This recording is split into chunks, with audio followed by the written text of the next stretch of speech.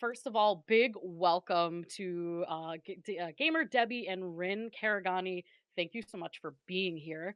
Um, we have a lot of great stuff to talk about in the next couple of hours because it is probably just a few months out from Dawntrail, give or take. So I thought that this was a great opportunity to meet you both, have us talk about kind of like a little roundtable about what's going on between now and Dawntrail, kind of our predictions for Dawntrail. And yeah, to start us out, maybe Debbie, Rin, can you give a little bit of background about yourselves?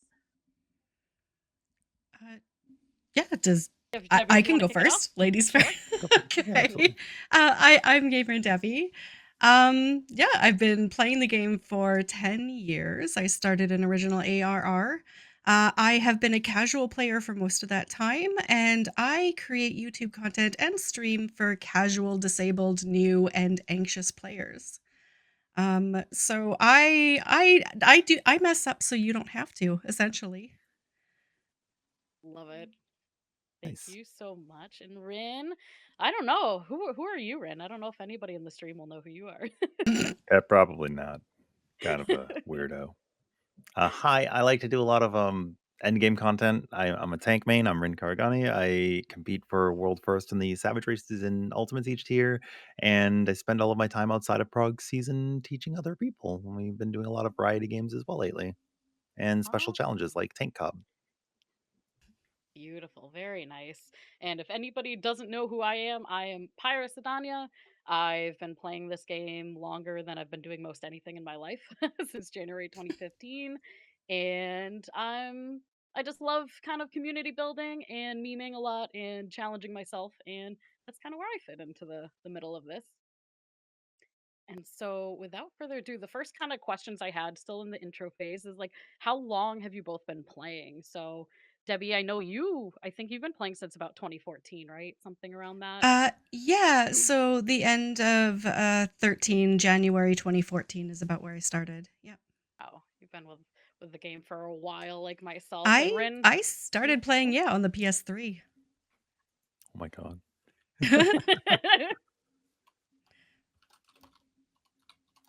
And how about And you, then, Ren? When did you start here?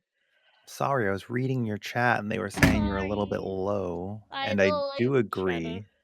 Okay, let me.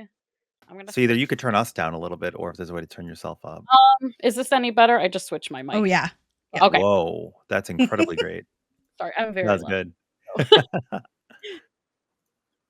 Yeah, so I started in A Realm Reborn. I came over from Guild Wars 2 because I got to the end game there, and there really wasn't any at the time. So my brother and I were like, "We're bored. Oh, Final Fantasy XIV's coming out. It was free for a while, and our computers weren't good enough, so now we could play it. So let's try." And I started as a dragoon because I'm like, "Oh, I want to be like Kane Highwind. This is gonna be so cool." And then that was it.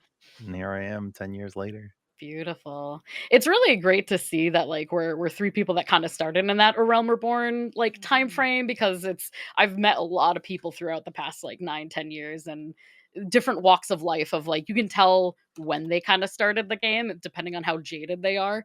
So it is good seeing kind of like that range. The next thing that I wanted to talk about so far is like seeing that we've been in here for a while, like what was your favorite expansion and kind of like favorite moments from the game? I know for myself it was definitely Heaven's Word, just because like that's when the turns tabled.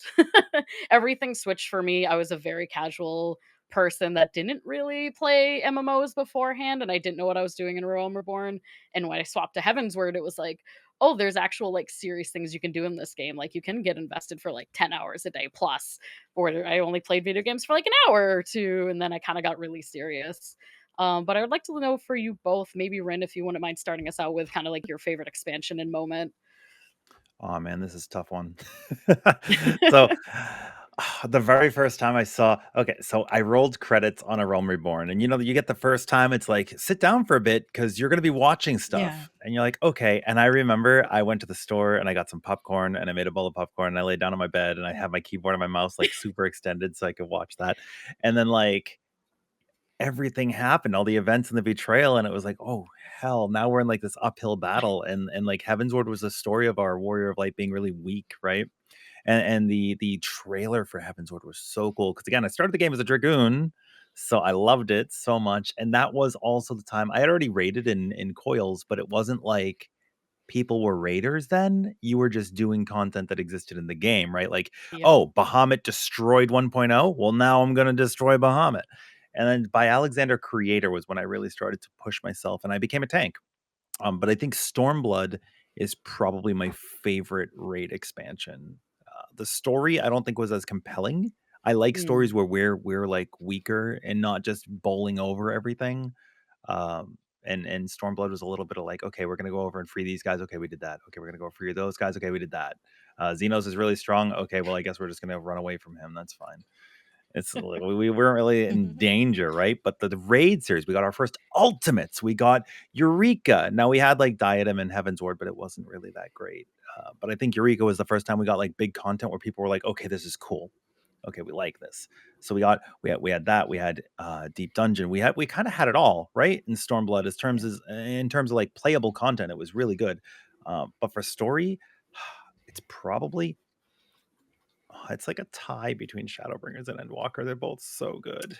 But Endwalker is Agreed. only meaningful to me because I played through all these years. A lot of people that have Mhm. started at the end of Shadowbringers are like, yeah, I didn't really care that much. And I'm like, okay, that's fair. So yeah, kind of a That long-winded answer that's all over the board, but for different reasons. That's completely a mood, and I'm really glad you mentioned the whole rating thing at the beginning because I started rating in Heavensward, and that was Mhm. back before we like, it was just me and some friends in, like, TeamSpeak. We didn't even have Discord at the time, and, like, we didn't know what, like, rating was. Like, I'm super new. I grew up on, like, fighting games and, like, like, Mario and things like that, and so, like, when we started rating, it more felt like, "Oh, yeah, guys, we're just going at it for, like," we could, like, go at it for, like, 13 hours a day just because it was fun to hang out with friends on the weekend, Yeah. and there was no, like, "This is our raid types and statics." It was like, "We're just gonna smack our face into this a bunch of times and hope for the best because it's fun." Did you do Oh, the gosh. first coil? No, I haven't done I've done coils, like, years past unsynced. I've never Okay. my first was Alexander, like, A1S was my first Savage going into it. In A Realm Reborn in turn 2, so back then, enrages weren't hard enrages. They just once they Mm, enraged, they started dealing damage that you weren't supposed to live through, but you could because you just cure bomb it.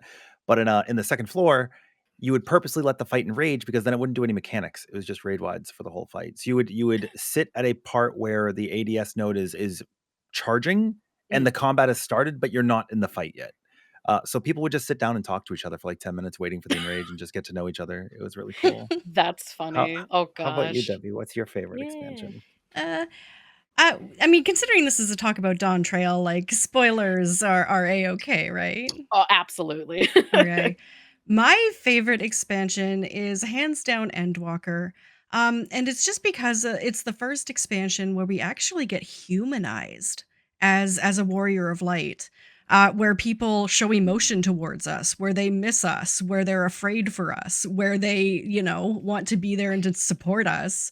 And my favorite scene, of course, on that note, is the ship after the Xenos fight, where they're all thinking we may not make it, and there's pure emotion. And that is a huge payoff for someone who's been playing all this time. Like, finally, like, oh my god, I am someone. I'm not the errand girl. I'm not the icon slayer. I'm, a human being that people have come to genuinely care about. And to Rin's point, like, that's something you wouldn't get unless you have been in the game all that time. And I mean, the story, if you consume it within a couple of months, is completely different to consuming the story slowly over 10 years, over a decade. Like, that is a completely different experience. So that really made Endwalker my favorite. Yeah. I love that answer too. Like, I feel like Shadowbringers and Endwalker for me were like where I actually cried. Like going through the Mhm. story the first time and like I'm so glad I wasn't streaming because I'm just like sobbing like a little baby with Yeah, my yeah, husband yeah. sitting next to me. But the raw emotion I've definitely cried the is like whole journey. I'm a oh my crybaby. gosh. I Anytime had you're like walking up in Endwalker, I'm like, no. And then you're listening to the music and it's like, oh no, don't hurt Yeah. me. Don't hurt me, game. Why are you hurting me? Yeah, Love it where they though. where they first hand you the thing to give to Seto, I knew where this quest was going and I turned off the console. I am like, I am not mentally prepared to do this quest right now. Like, yeah. Oh gosh. Well, we've had a lot in the past 9, 10 years or so, and obviously Dawntrail is like huge for people in a lot of ways. I know for myself, it feels like such a fresh start. Like we're going into this, and it's the new story arc. Um, what am I like, I wanna know, like, what everyone's looking forward to most in Dawn Trail. For me, it's that freshness, like, it's that kind of, like, we're starting over from scratch in theory, like, obviously, we can't leave everything in the past, but, when they kind of started A Realm Reborn, Yoshi P and the team, like, they had to fix 1.0 and, like, they had to kind of, like, take some of that, adapt things, and they had to go through their learning curves of their own, and so now that, like, we've had, like, such a strong several expansions since then, like, we kinda have this, like, blank slate with, like, a lot of, like, power behind it. I'd love to know, Debbie, if you would like to start, like, what's your favorite thing looking forward to Dawn Trail?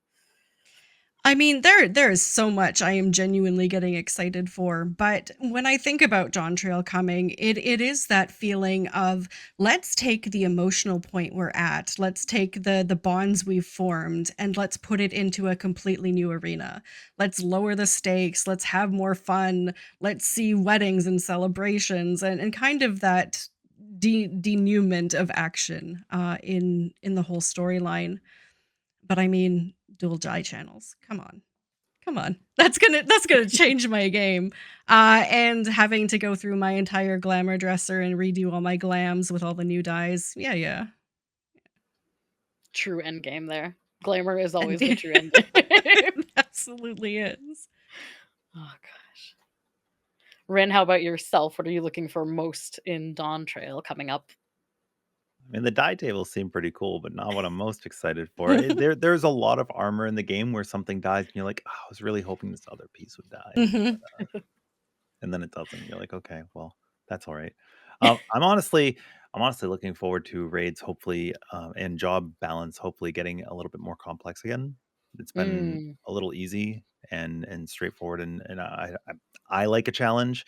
And in the recent, I don't know if you guys have been keeping up with like the recent mhm, interviews that have been coming out, but Mhm. Yoshi was saying that he made the game maybe a little bit too stressless. So yeah. I'm happy about that. I would like to see what comes out. Obviously, Eden Ultimate's going to be phenomenal time. It was when Gunbreaker first came out, so I was very in love with that whole raid series. And I'm a big fan of Final Fantasy VIII, so Ultimecia in the form of an ultimate is going to be really cool. Maybe they could redesign it and do a little bit more with the spell and waitings would be really cool. Aside from Mm, that, I want to get into new story. I want to find out what the mystery area that they there's always that extra area in each expansion that we don't know about. I want to try Pictomancer. yeah.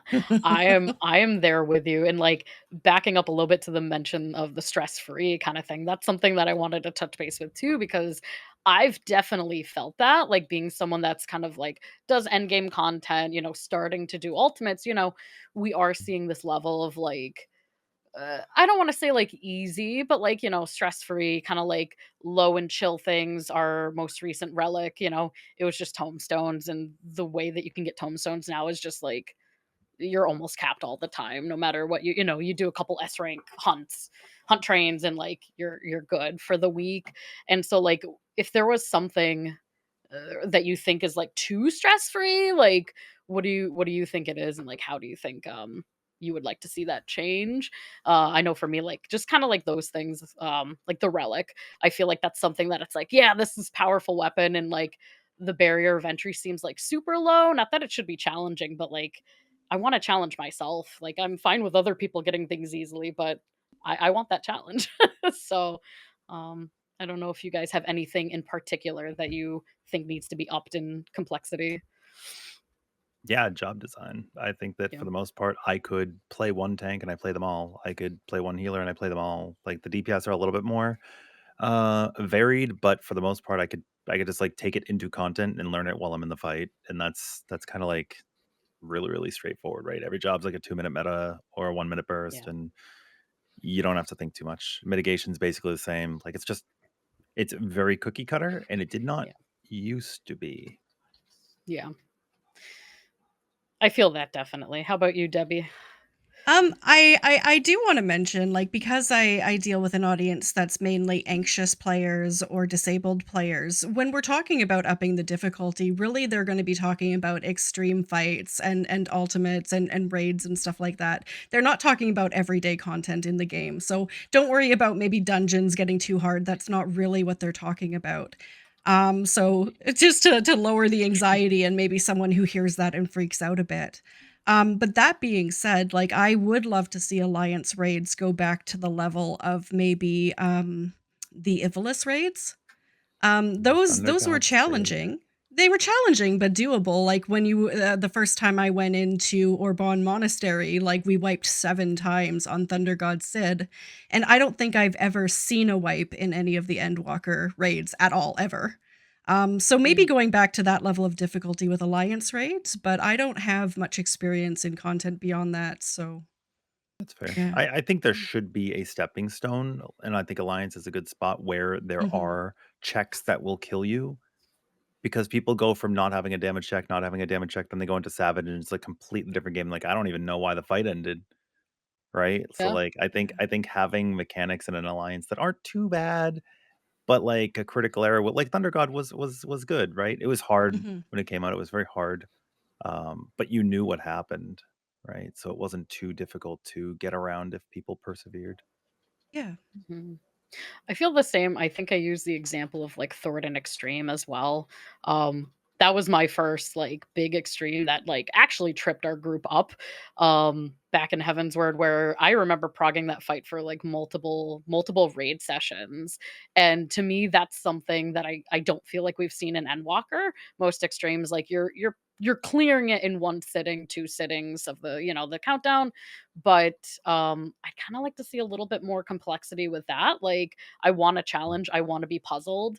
I want to smash my face against something a few times. And I know there is content like ultimates, of course, savages. However, like I feel like the extreme trials were like a really good kind of stepping stone as well. Like maybe a little bit above an alliance raid where you can see people that are hardcore raiders do it and get through it, but also like people who are more casual who may only have like a few hours a week get through it and just like maybe not making it like overly difficult, but just a little more challenging, a little bit more on the, kind of critical thinking side where you're having to, you know, use those skills and kind of like deal with the puzzle solving, problem solving. I have a Mhm. very specific mindset when it comes to the extremes that maybe not other people share. I feel like so when we get an odd patch and an even patch, we get different content cycles, right? Mm. And on the even patch, we get like the new raids, the new story, the new extreme, which is usually like the stories extreme. I feel like that fight should be easier than the first floor Savage that's coming out, um, to step you Yeah. into Savage. But on the odd content, when you get the weapon that is an eye level high enough to upgrade to get you through the third and fourth floor, I feel like it should be a stepping stone between second difficulty and third floor difficulty. So like extreme should Yeah. have like this kind of like ebb and flow in difficulty based on what else is out at the time. I like that too. For me, it's one of those things as well. Like I've seen people, especially in the past few years, get so disappointed when like certain weapons come out because they're like, "Oh, this is already better than my savage weapon that I just got like a couple months ago." And so, like, kind of having other fights, maybe it's not in the, maybe in this extreme that's complementing a savage or vice versa, but kind of like having that flow where there's that like content complementing each other along the way. I think we could definitely benefit from. Mm. Mhm. Definitely. And now, speaking of Dawntrail still, kind of shifting a little bit back to the Dawntrail, what are you doing to prepare between now and what we don't know is at this point my estimate for Dawntrail is going to be like end of July, early August. Well, hopefully we'll know in like a week. Almost 100%. It's going to be Yeah. that time. Yeah. I'm hoping Early, at PAX next week they just say it. Like just give me the date so I can take off time from work. I hope so. It's a Dawntrail panel, but like Yeah. early summer cannot have content release any sooner than July because they stagger, right? Expansion comes out, then it's like 2 weeks, 2 weeks. Mhm. Um, and summer doesn't actually start until like the third week of June, right? Right. So there's no way that we're gonna get it at like end of May, early June. There's no way we're getting it September. I don't think. So it's got to be like that July August time frame. I think Mhm. my team's doing a lot to prepare. we're raiding a few days a week, and some of us have also picked up like additional groups throughout to just be playing the game, think better, work on our consistency and our practices, find out our weaknesses, strengthen them. Right now, we're working on now that we had a member who was on vacation for a month and a half, so we didn't have him. Mm. So we were doing some other stuff to fill the time. But one of our goals is called the Gauntlet. It's something people have done before. Various criteria, various conditions based on what you want. Our condition is, every ultimate back to back to back, no mistakes. That means no deaths, no damage downs, no getting hit by a random AOE you're not supposed to, um, which is a big endurance test because that's like, Wow. what is that, 20, 15, 15, 20? Yeah, that's like a 2 hour session. That's wild. But that's I Yeah. mean, just that by itself, it's funny that you mentioned that because to me, a lot of, like, rating is cohesion, you know what I mean? It's you with 7 other people, and it has to mesh.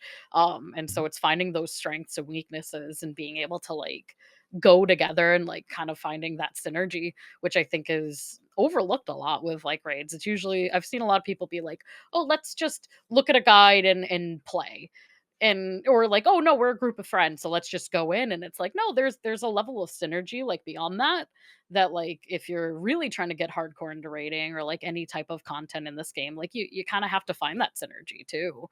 I think it's very important. I think we're like two sides of a coin here, Debbie, right? Because I'm on like the extreme Yeah. end Yes, in one yes, direction, and then you exactly. Yeah. and you got the other. But it's important to note too that like my team enjoys the stress, right? It's not Yeah. for everybody, but we like that competition. Like we got fourth place in this last Savage tier, which was first streamed team, and we're going for Nice. first next year. So it's going to be a stressful environment no matter which way you cut it. But aside from that, and I'm assuming, Debbie, you may be doing things similar to this nature, is like something else I'm doing is I'm getting my glamours ready for like Victim Mhm. Answer and Viper. And I'm like making sure Yeah. I've got all my side quests and stuff crossed that I don't want to like once Dawntrail's out, I'm not going to want to go do all of these relic grinds and all of these other pieces, right? Like I'm going to want to have them already done. Island Sanctuary, I want to have it already wrapped up because we're going to like different planets with the new like Island Sanctuary system in Dawntrail, and that's super cool. What have you Oh. been doing, Debbie, to prepare? For me, yeah, it's mostly been the tidying up.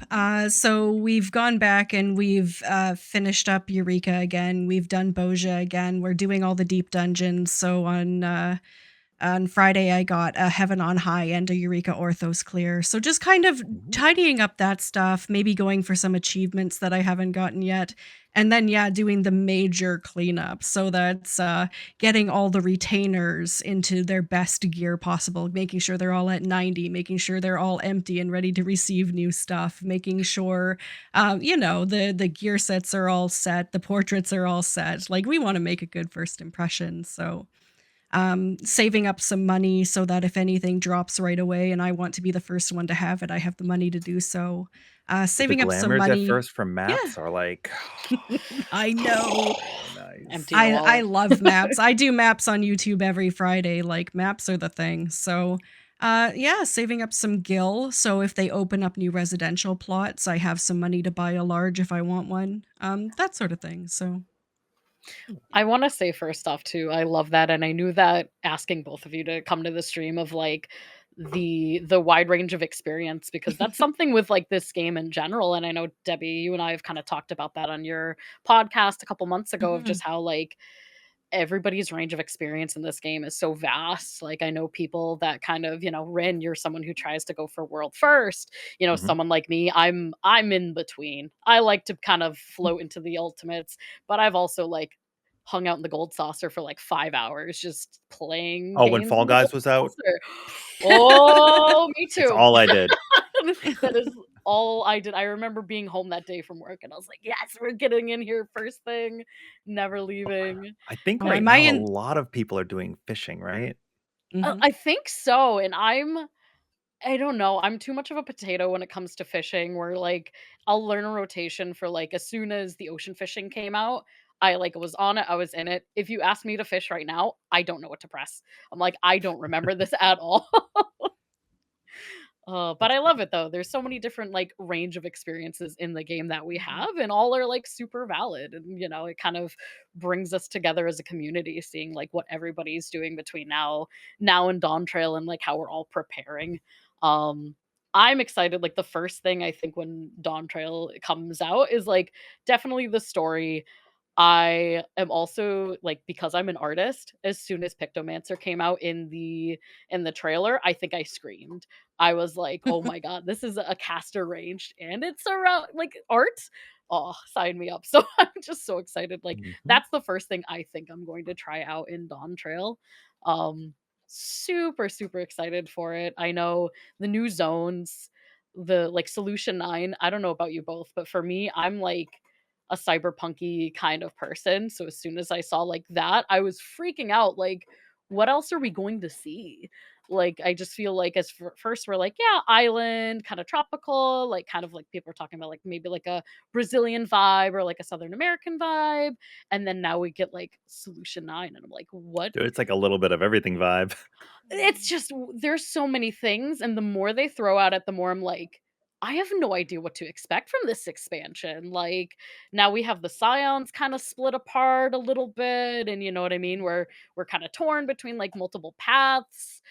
There's just so much to look forward to, and I'm like very excited for sure. And let me see if I so like speaking of the new zones and the new vibes, like what are you guys kind of like most excited for like new zone wise? Is there anything that's like catching your eye a little bit more kind of leaning towards? Hmm. Go for it, Debbie. Uh, I am a hardcore fantasy person. So I do really like the tropical kind of, I guess, South American vibes they're going for in this one. I want to see some of that traditional clothing. Also, we know that they're going to throw in a lot of North American references. So as a North American player, we're going to be able to see kind of their impression of us as North Americans and South Americans. So that's going to be incredibly interesting. I do have a fear of steampunk, cyberpunk, so I'm really hoping that it's not like, can you please get this out of my fantasy game? Like, I hope whatever they do with it, it's kind of seamless, like the Garlean technology and the Allegan technology. Like, try to give it a feel like it belongs in this world, and it's not like, I don't know, one of these crossover events that they're just trying to stick new items in the game that people want. Like give it a feeling, an organic feeling, and we'll come around. Yeah, I think it makes sense for us to have Solution 9. If you think about a lot of like JRPGs and RPGs in general, you typically have like one of four kind of like locales, right? There's like the church, there's the militant state, there's the technologically advanced state, and then there is the one that is not. And Aorz is the one that is not, right? And Garlemald Yeah. is the militant Mm. state. Well, Ishgard was the church, and now we get this Solution 9 area, which is technologically advanced. I think it makes sense.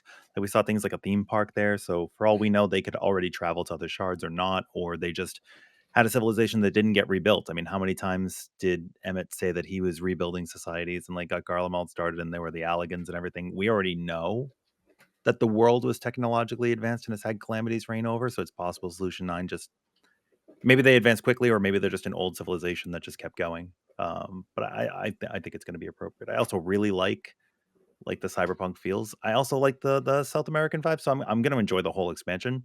Um, Mhm. I really like the color patterns they're going with this time around. It feels very warm, very nice. I hope there's a lot of outdoor looking places that we go to, but the Arcadian has me a little worried about that because it's like it's like a stadium, right? So we haven't seen any of the arenas yet, but we know it's going to be like within Solution 9. And that's like our hub. Um, but I'm excited for all of it. I think it's going to be really cool. But I'm happy to hear that Solution 9 is going to be like a place that we're going to visit frequently. Yeah. Same here, and I feel like even just kind of like the vibes of the outdoors, and then we have Solution 9, like, I also feel like they're gearing up for this big quality of life thing with the graphics update. I mean, I think that's why we're kinda getting all these, like, very bold colors, very kinda like warms, and then you have, like, Solution 9, like, the very bright, like, pinks, purples, teals. I think they're kind of, like, trying to nod us in the direction of, like, "Hey, guess what we got going for you?" And, speaking of, like, the graphics update, what do you both think? I know the first time I saw the graphics update, like, the teaser, I don't even remember when it was. It was, like, before before the fan festivals where they kind of were like, "Hey, we're gonna maybe do like a graphics overhaul," and like I don't know, the faces were kind of terrible in my opinion. Like it just felt too alien from like what we know, and I'm like, I'm someone who doesn't like love change, but like I'd love to hear your guys' thoughts about like how what we've seen so far from the graphics update has been. I mean, I think the older you get, the less you like change in general, right? Unless you really hate something, and then change is Yeah. good. Um, but I think the graphic update looks way better on weapons and clothing than it does on the Mm, models of the characters. I think the clothing looks so good. Um, so so good. I think it's gonna be cool. Yeah. What about you, Debbie? What have you liked or not liked so Um, far? do you know what? I'm looking forward to maybe receiving the benchmark that's going to allow us to perhaps create the Fem Hrothgar. And maybe seeing a preview of some of these other races recreated. I am a Fantasia addict. I spend about, I don't know, $40 on Fantasia every year. So I think it's important that people understand that if a lot of these races look really nice, I am going to have to Fantasia into them all. And this is going to be very expensive. So um yeah, no, I am looking forward to it, and I know the entire, like, glam community, like, screenshot community, all that sort of stuff is really looking forward to it, especially with, like, the darker skin models. A lot of things that people used to be tempted to look for mods on is now going to be more part of the game, and I think that was their point, and I think it's a really good thing. Like, the best way to stop people from going after these third-party apps is to just include that in the base game, so, yeah. I like that answer, and honestly, that's one thing that I feel like I've really appreciated from the dev team is just the whole fact that they've looked at how people are using third-party mods and add-ons and, Mhm, like, they're not gonna kind of bend to each one of them, but they are, like, kind of critically thinking, like, "Why are people using these mods? What could we maybe improve mhm. to quality of life that could in turn, be a benefit to the community and kind of maybe steer them away from some of the third-party add-ons?" And I think that that's actually a really good one for, like, all of it, accessibility, just kind of doing what I think is best. Um, Sorry, I lost my train of thought right there too. But just, like, more quality of life improvements from what I've seen, and this is kind of where, like, Rin, I loved hearing you mention, like, Stormblood. I feel like Mhm. Stormblood was a quality of life expansion forward. Like, it really brought us a lot of things. We saw, like, the Eureka, we saw different kind of, like, aspects, we saw ultimates, different things coming into the game to kind of provide this quality of life. That's kind of how I'm feeling. I don't know what you're like, if you guys feel the same. That's how I feel like this expansion, how Dawntrail is going to be, is that we may not get a super strong story to start because we're kind of rebuilding this the story arc. We're at the bottom of this mountain for the story arc, but we're really going to probably get a lot of quality of life improvements. What would both of you, Debbie, I'd like to maybe start with you. What would you like to see as far as like quality of life improvements in the game? Okay. There are 2 things that they have to do sooner rather than later. The first one is take things like fishing tackle and totems and other currencies and make them virtual. Expand the currencies tab and add all of this stuff to it. Create a tackle box. Like, help us manage our inventories. Like, I understand the argument is about paying for retainer space, but I've got 10 retainers and they're full. So there's a point in which you have to Yeah. meet us halfway and really look at some of these items and see whether they have to be taking up spots in people's inventory. The other thing, and I know it's been mentioned recently, as well as back in Stormblood actually, is we're now so many expansions in that they need to look at another avenue into the game. So another starting zone, another expansion where it's like, hey, you can start as a level 90 character, or you can, start at level 1 and go through all of the expansions. Give us some bonus for doing that. Like, give us another legacy mark for original Warriors of Light who have been through all of the expansions, or some way to make us feel like, okay, there's a benefit to doing that. But you can't expect a new player to go through, 200 hours of story before starting a game and getting to the content they want to play, especially if they're like end content players from other games. Like, they're just gonna that's a little much. That's a little much. And 8.0 is going to build on that, and 9.0 is going to build on that. So at some point very soon, they're going to have to address that, whether they give people the options to story skip or what have you. But that's going to hit a crisis point at some point, and it's going to prohibit new players from joining the game. Yeah. Hmm. I mean, they did recently say that they were thinking about a skip that'll bring you to 6.1, right? Hmm. Which is Yeah. a skip past the story that we care about that new players may not. I mean, you Yeah. can't say that for sure because new players may fall in love with the story, but it is a lot to handle. Hmm. Um, I think having more solo instances that kind of like recap the story. There's one that's has always stood out to me, and it's when you're in when you're going through Amarot when Elidibus has you fight like everybody, right? And then eventually you one-on-one him at the end, but he has you walk through the story of A Realm Reborn up until that point. It's like an abridged version of what has happened. I think instances like that are really cool.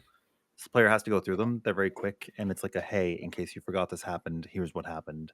Um, I don't know. I think the story's very long right now, and I am rose-colored glasses from having gone through it as it was Hmm. spoon-fed, so that Hmm. wasn't so bad. Um, but I'm interested to see some of the quality of life changes that they're going to be making for Dawntrail. I don't know how it's going to play out. Like for example, there is the diagram system that they're putting into the game where you can create like raid plans in game, Hmm. but it could be very rudimentary. It might not be very useful, or it might be something where you share it with other people and then they can get it very easily. Or it would be really cool if you could set up waymarks on the arena diagram and it could superimpose them through like a waymark input into the arena. That would be really nice. Because right now, like even with the waymark slots we have, it's still not enough for all the fights, and there's only more Yeah. fights coming. And like all the legacy ultimates that people still do are still going to be things that people run. The criterions, there's just a lot of space that we need. But I don't know. There's a lot of quality of life that I think people want or use third party programs to get around that I don't necessarily think they'll add. And as much as I'm against it, people are still going to use them, no matter what Hmm. happens. What I'm most excited for though, of all the quality of lives, is the cloud servers. I really want the cloud servers. I got to play on them when they were in like their test phase, and Hmm. it was so wonderful. It was really nice. It was fun to get to play with people all over the world. Like that was nice. And I think having that as an option is fantastic, whether or not they feel like they want to open up other data centers or regions rather to cross region travel. Like just create some multinational cloud servers. Yeah.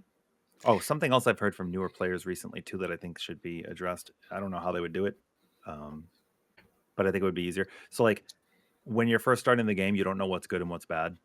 Um, Hmm. and then my brother actually suffered from this too when he started, because he started as a paladin and it was very boring. If you want to swap, it is now an incredible grind to get another job up to the level of the MSQ that you're at. Like if you get to like level 45 or something, you've already done the bulk of A Realm Reborn's first major patch. Like, Mm. and you're like, okay, I don't want to play Dragoon anymore. Let me try Archer. Like it's going to be a while just grinding dungeons and fates to get back up to that point, and that kind of sucks, right? Like we don't have the systems immediately in place where it's like, okay, now you could power level doing X, Y, or Z. Mhm. Like now, beast tribes, they're great, right? Like you use beast tribes in current expansions, you get a lot of experience every day. But like back then, it wasn't like that. Definitely. I'm interested to see kind of how they shape a lot of these new kind of quality of life things, and kind of like something I'm stuck on, Ren, is one thing that you mentioned about like Mm. the third party tools, like for instance the raid planner kind of like situation for not schematics, I can't think of the word for it. But I wonder, like one of the things that I wonder is like what's sometimes they've done quality of life changes that has kind of been like too little too late. Like I know we've gotten like the fellowships and thing and like the app, like the phone things and things of that nature. And like sometimes I feel like some of the programs that we use, like Discord, for example. Like, I don't think they're going to ever make an in-game feature that can compare with like a Discord, for instance. It's just something that I don't think that they have the tools to do, and I feel like the systems that we have in place right now are already too strong. Um, I don't even know where else I was gonna go with there, but that's just kind of like my statement about like some of And them people are gonna I'm run simulators no matter what, right? Doesn't no matter matter how what. good the in-game raid planner is, people are gonna run the Sims, people are gonna use Discord, like, the Fellowship's Yeah. kinda it was dead in the water on release, but it's like a Yeah. forum Y in-game, which is weird because you just use link shell. Right, and at that point, it's like, I wish we either started with these things, like, back in the day, or, like, just don't put the energy towards them just because we have forums, we have Reddit, we have Discord, we have so many places to kinda, like, have those conversations. The app was another one where, like, when it came out, I was like, "Oh, this is super cool," like, I chat your thought it was gonna friends be in great. game, and it just tanked. Not great. I was like, But "Thanks." but it does give me another Chocobo saddlebag tab, so I still pay Yes! for it every month. That's true.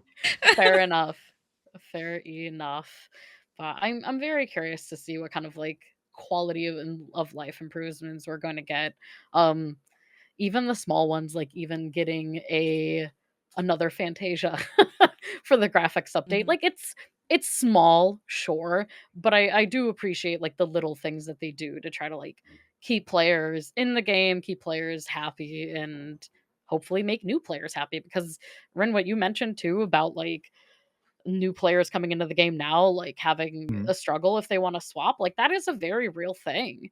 And I feel like back, when we started out back in A Realm Reborn, there wasn't much else to do Mhm. in certain senses. Like I remember sitting in Corthas and just doing fates all day because like Mhm. that's kind of all Well, there was fates to were do. active. People Oh, were Yeah, fates were yeah. using them, so so active. And you could so just like hop in and level. yeah. And that's another thing too, like now that you say that, I want to know like your guys' stance on just kind of like old content. So like old areas. If you go to Korthas now, it's probably dead on most Mhm. servers. I know for myself that's something where I almost wish that there was a better way to put players that are 90 plus, going to be 100 back into those old zones, kind of like revitalize those old zones because I do feel bad like seeing a sprout in the middle of a random map and like they're trying to do all these things but it's just them against against a fate boss or something. The I behemoth don't spawns. Yeah, that's another thing too. Like I feel like back in the day we would do like ode it. Like I was on Coral, that's where I had started. It was pre party finder, pre um like everything else, like so long ago. And like you'd have to have like half the server come on because Coral used to be a very quiet, small server. And it felt like we had to have those like big things. Like it's like you try to get everybody, like everybody's in shout, like, please help us, we're all dead. Like, please help us Mhm. so we don't lose this fate. And You like, you you still have those world fates, but yeah, people just, like, ping in a Discord now and, like, yeah, everybody travels over and transfers over, and then you got, like, 300 people. yeah, yeah. I do love some of the technologies that we use now, like between Discord and like Twitter, but I don't know if you guys have just seen kind of like had this mourning for like the old zones. I almost have like a nostalgia every time I go into one and like almost wish there was a way to go like not a way to go back, but like a reason to go back, I should say. Yeah, Mhm. sometimes. Yeah. I mean, they could always do as they've done before and make that part of a relic grind, like have an alternate path. And they have promised that Dawntrail will have alternate paths for relic weapons. So yeah, I mean, just send us back there. Send us back there. Yeah. Take away flying. Make us run across the zone again, back and forth. Let's not go too crazy now, Debbie. Oh Final gosh. Fantasy XIV Classic. Come on, let's go. Yeah. Uh Mm. Flying was probably one of the best things that they could have done back, for like starting out things. Ah, it was just so convenient. Oh gosh. And so quality of life, we've kind of covered quite a bit of different quality of life improvements. I know we touched upon it a couple times, but I want to go back to kind of like maybe duty specific conversations. Rin, I know you'd mentioned that Stormblood was kind of like your favorite raid time, like raid series. Do you have a specific fight in mind? I know especially you're someone who raids a lot. So do you have like a specific savage or ultimate or kind of like raid that you just love? The unending coil of Bahamut I couldn't guess. is my favorite fight in Love the it. game. Love it. I still need to get in there too. I I just every time I see you asking for people, it's usually at a time that I'm like busy and I'm like, "No, I need to get in fresh." It is a very good time. It's very accessible nowadays too. Anybody who feels like stressed out about it, it's not that bad. It depends on the company you keep. It's a really good time. Definitely. Love it. Debbie, we need to get you into your first ultimate as well. So it's kind of the joke in my community. I've promised everyone I will get into like Savage and Ultimate rating in 8.0. So hopefully that will give me enough time to prepare. But everyone's telling me that that's a little bit far in the future, that I could probably do it before then. But I mean, I usually just take people in and they don't know that I'm queuing them into it, and then we just mess around. I try to make people laugh, and it's a good time because it's not as scary as people think. It's not as hard as people think. I always said, Rin, that if anyone were going to teach me, it would be you.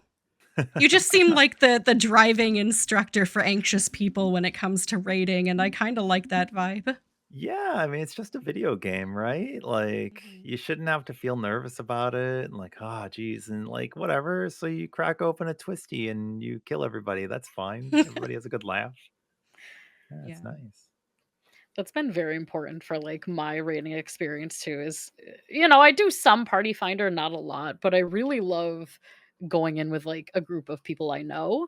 Um there's just something to it where even today before this chat we got into tea earlier today for some tea prog, the Epic of Alexander, and you have some days where it's like, well, living liquid prog is the only thing we're gonna do today, like the very first stage of the fight, and it's just, you can be stressed about it. However, if you're kind of having fun and you try to like look at it more as like I'm trying to challenge myself and maybe have a good laugh in the meantime, like it definitely helps for me like raiding. Like it's helped me raid for so long too because I'm not always stressed about raid. You have nights where it's like, maybe I don't feel like it tonight, but like overall, Mhm. it's like this is a fun problem solve, and even if we meme and don't get anywhere, it's you're having fun with your friends or you're having fun with your static mates. Mhm. Um, I think just diving in head first has been like the best thing for me with that. And Debbie, I don't know if I heard from you. What's your favorite to raid series, or maybe it's an alliance raid? Is there any kind of fight Uh, like that is your favorite? Honestly, Endwalker is my favorite alliance raid aesthetically. So I'm really Mm. into like the Grecian Roman kind of garb that we got in the first of the Endwalker alliance raids. That was kind of on point for glam for me. As for fights, it might have to be Crystal Tower. And I know that it's overdone in Alliance Roulette and they really need to fix that. But to have an Alliance raid set where it's still challenging, where I still see wipes, where I still see a lot of deaths, and where you kind of have to pay attention or there are insta kill mechanics, in something we see every day is phenomenal. So I love it for that part of the challenge. And it could be because people don't pay attention, and it could be because there are so many new players in it. But for whatever reason, it still seems more challenging than the latest Alliance raids. So I'm gonna give it points for that. That and Dunscaith, That's I fair. guess. I spent 12 hours there and saw things. Yeah, I saw things I will never unsee. But Yeah. That's one thing that I do love about some of those older alliance raids too, is just I love when people get over cocky and they're like, "Oh no, this is just a Heaven's Word one. This is just a Realm Reborn one," and then we yeah, wipe, yeah. and it's like I love those type of mechanics where it's like, "Hey, you are not above any of this. Like, you are as likely to wipe as, like, a Sprout going into it for the first time. I think we kind of need that, like, to humble ourselves a little bit too. Just like, Mhm. yeah, no, if you get too cocky and you're fighting, I forget his name. It's from, I think, Circus Tower. The I call him Gold Dust. That's because I used to watch wrestling all the time. But it just, if you stand in the middle and the mechanic goes off, nope, just drop to zero. Doesn't matter what class you are. I think we Mhm. need more of that, honestly. Do love it. And now going into the future with Dawntrail, what are you looking forward to with the new raids? I know, Rin, you're probably looking forward to Eden Ultimate. I would I'm just looking at anticipate. prog. I just love progging fights. I just want to get into them and do them. There's nothing Yeah, like being able to blind prog a fight for the first time. You can't do it again once it's dead. You can't do it once you've seen the fights. Like that first experience is phenomenal. It's wonderful. I really like that. I'm just looking to do that, and then hopefully just get people into raiding, get more people biting the bug. Like Eden's going to be great. I can't wait for that too. But like everything leading up until then is going to be fantastic. I'm sure. I would like to have really good design. I would like the fights to all be enjoyable, and I would like to see strats where each role has an enjoyable time and not like sometimes we've had fights in the past where like maybe the tanks are taking the L or like the healers have to do something that they don't want to be doing. So then it's like, okay, well, that's just the strat. So now like the players in this role don't actively want to be in there, and that kind of sucks. Ideally, all 8 players want to be doing it, yeah, and not just doing it because you have to, right? right. Agreed. And I think there's something magical with that, like, first progging experience. Even just talking about like alliance raids or dungeons or trials. That first day, like usually a Tuesday when everything is fresh and new, no one no one has authority to be like, oh, why don't you know the mechanic, or like, what's going on. Like, you're figuring it out together as a community. And I adore like patch days that have like an alliance raid, or especially an alliance raid, because Mhm. instead of just 8 people floundering together, you have a whole big group of people floundering together. And it's, to me, it's something that you can't replace, right? Because it's, everyone's new, there's no guide, you're figuring it out as you go, you're making mistakes, and it's typically always a great time because you're in it. Everyone's Mhm. everyone's on the same playing field. You're all new and you're all trying it out. So that definitely is like why I love those patch days. Mhm. That's fair. Yeah. And Debbie, how about you? I know you do a lot of alliance raids with your community as well. I do, yeah. And Endwalker was the first time I really made it a, I guess, priority to make sure to get on those raids like the first hours, in terms of the 8-man raids and the alliance raids. So I wanted to be there at the very beginning. And that experience that you were describing, where you're just learning along with everyone else, is fantastic. So there's kind of like there's a curve where everyone sucks and you're learning the fights, and then throughout the next couple of days it's like people are learning the fights and start trolling, and and then you get to a point where the majority of people know the fights, but there's still a few people who try to cause problems, and then it kind of evens out, and it becomes a, a normal raid again. So you kind of want to hit that sweet spot, I guess. Like the scales, man. Why would you have a mechanic at the very end of the last boss fight that one person can wipe the entire thing? Why do that? You know how many times people intentionally trip those scales during the Oh, first week of absolutely. that raid? Come on. Come on. And so, like, be mindful of that. But I mean, like the Thal's balls, that was a good challenge. That was fun the first few times you do it, and you're like, oh my god. But no, so yeah, that new feeling and that sweet spot, kind of right before it becomes annoying, is is a really nice place to Even like the be. end of first day, right? You have somebody who Mhm. is running it for a glamour or something who is now explaining everything before you've pulled any bosses, and they don't care if somebody's first time or not. And now it's like, Mhm. well, I did want to watch the cutscenes and get surprised and know what was happening, but I guess now I don't. Yeah. Yeah. That's one thing that I kinda wish they would change is it, and I feel like I might bite my own words at some point, but almost like in main scenario where you're locked. Like, you can't skip the cutscenes, like, I don't know if it should be like that permanently, but, like, I agree, I've definitely been in groups where it's, like, the same day as launch, and it might be in the afternoon when people just worked a full day at work, and they come home and they go to try it, and then you have that one person that's like, why are you wiping? Why don't you know this already?" And it's like, "This has been less than 24 hours, like, what do you mean?" Or like, "Let them watch a cutscene, like, I know you've been grinding Mhm. for a certain piece of gear, but, like, come on, don't do that." Mhm. Yeah. And now kinda, like, wanting to know the opposite too, like, what's your least favorite raid or kind of, like, fight in the game? I know that one's a tough one for Mm. me to think about as Mhm. well. I do like the majority of the fights in this game. Midgard As far Stormer. what was that? Midgard Stormer, that fight Oh, sucks. my husband cannot stand that fight. Between that and, That like, fight P12S, he's like, "I sucks. don't wanna ever touch it ever again." Well, so when Time Immemorial would cast, it would designate a tank who must have aggro on the boss, and you couldn't do anything about it because you had a debuff that prevented the other tank from tanking. And sometimes it was just really boring because it would just pick the same person over and over and over again. And you would either run out of cooldowns or the other person, like your co-tank, just wouldn't have a job. I obviously speak about that from a tank perspective, but that was just really, really miserable to me. I did not like it. Mm-mm.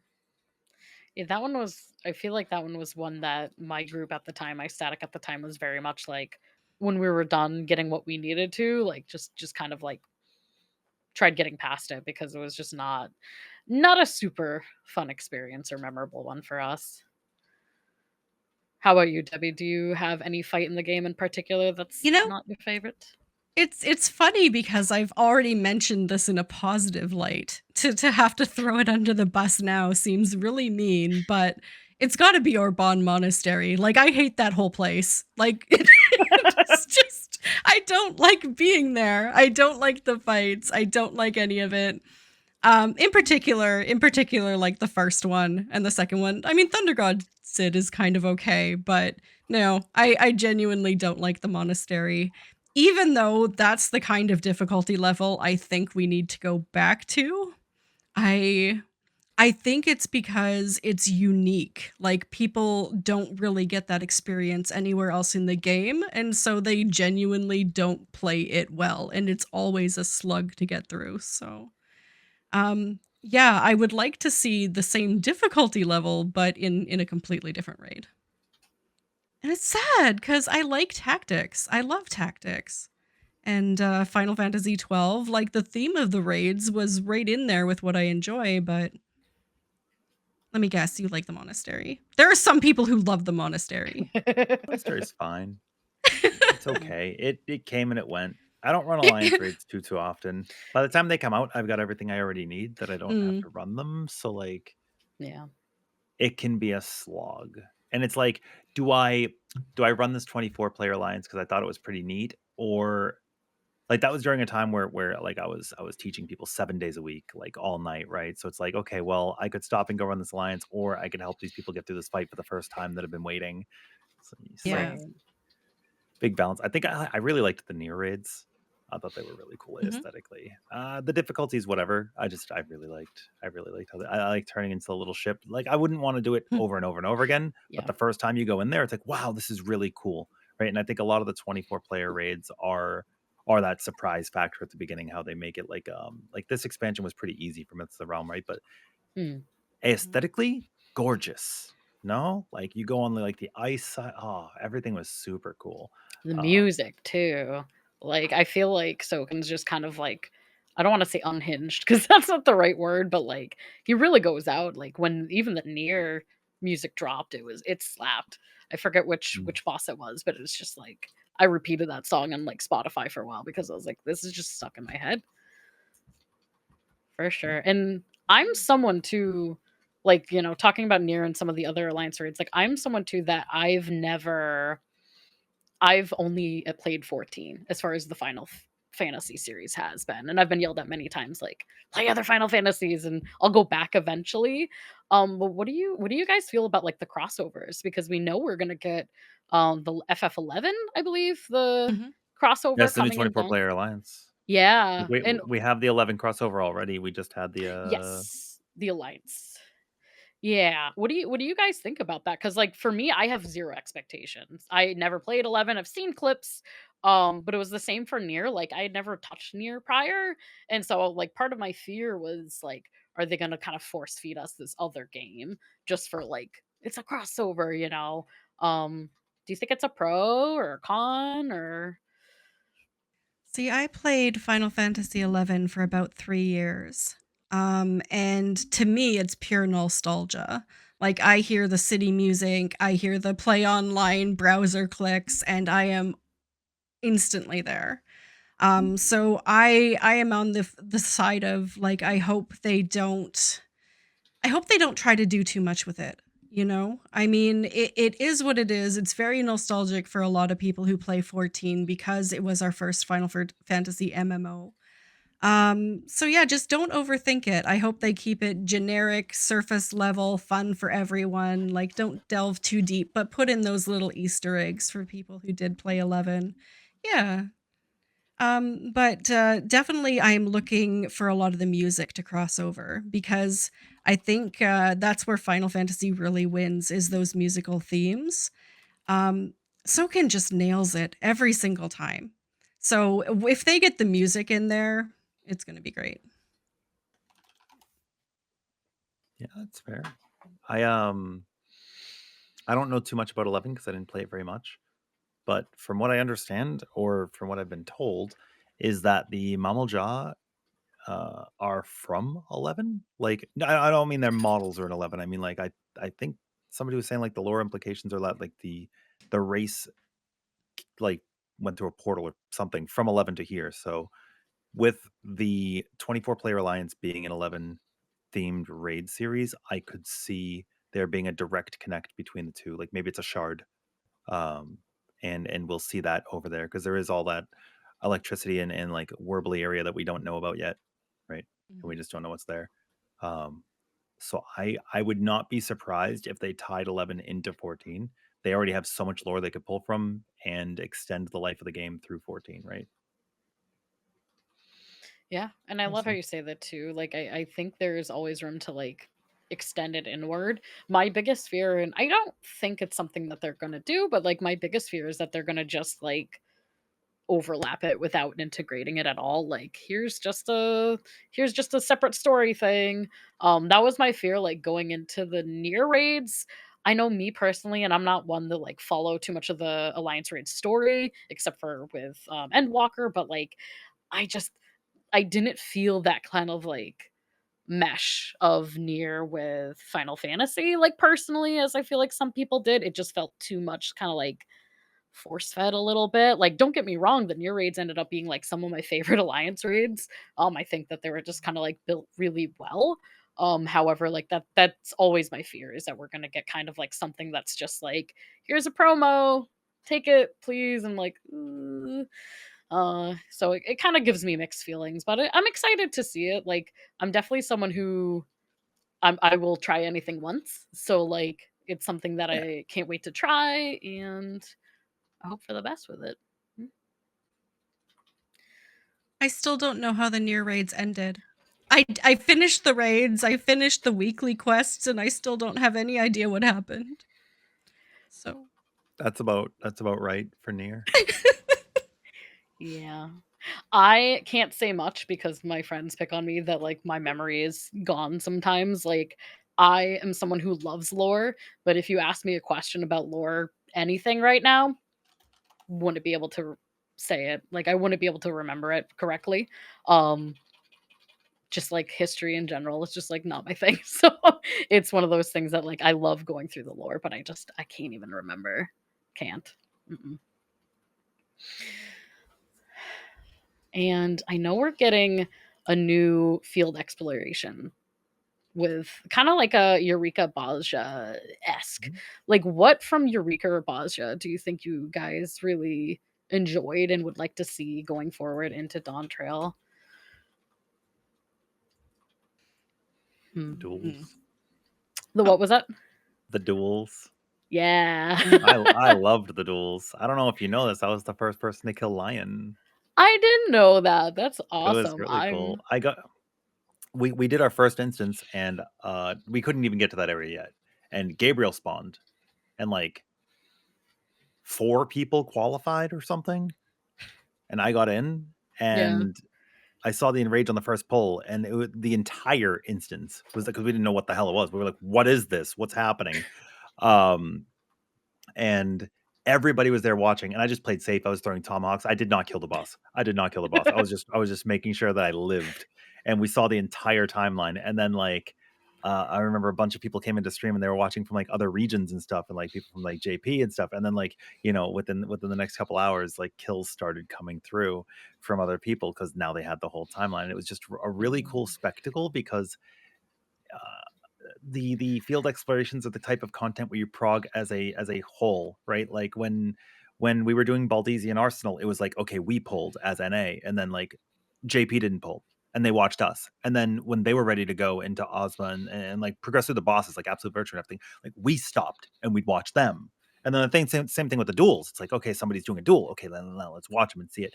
And just the it's a combination of here is the fight with the most amount of players coordinating at once, and now here is just you by yourself. And that, honestly, for people with anxiety, I don't recommend. Maybe nowadays it's not so bad because nobody's really like in the instance, but when it's an entire instance, everybody wants to be there and they Mhm. didn't get in, they make it your problem. It's like a lottery system. You can't blame the person for winning. The only annoying part was when somebody would get in the duel, they would qualify, they would hit yes, and then they don't go into the fight, and they're like, "Yeah, I didn't want to do it." Oh, Like yeah. at that point, just hit no. You know, Right. they're like, "Yeah, I didn't want to do it," and then nobody goes in. And the thing that sucks about that is now it's locked for like another hour or two, and Mhm. nobody can go in. So like that was annoying. But the actual fights, like I almost threw up a few times. It was so stressful. Oh, jeez. And I remember when those came out too, it was, like, such a community thing, like you said, like, people would watch other you know what I mean? Like, I remember standing around, like, the arena for the first time we ever saw the duel, and it was like, everyone's watching, and I'm like, "I don't know what's happening, but this is, like my heart's pounding, and I'm not even in there. I'm just hoping that they win." So, it was just kinda, like, a wild thing to see. Debbie, how about yourself? Have you been in a Yeah. duel? Or have you I've enjoyed qualified, them? I've never accepted. Um, That's fair. so I'm one of those people who just very quickly click no. But having recently completed Eureka for the first time and got my Ozma mount, and I've gone back to Congratulations. Boja. Yeah, I've gone back to Boja. I spent like the entire summer, the 3 or 4 months before Endwalker dropped, just doing Boja because I wanted that bicycle.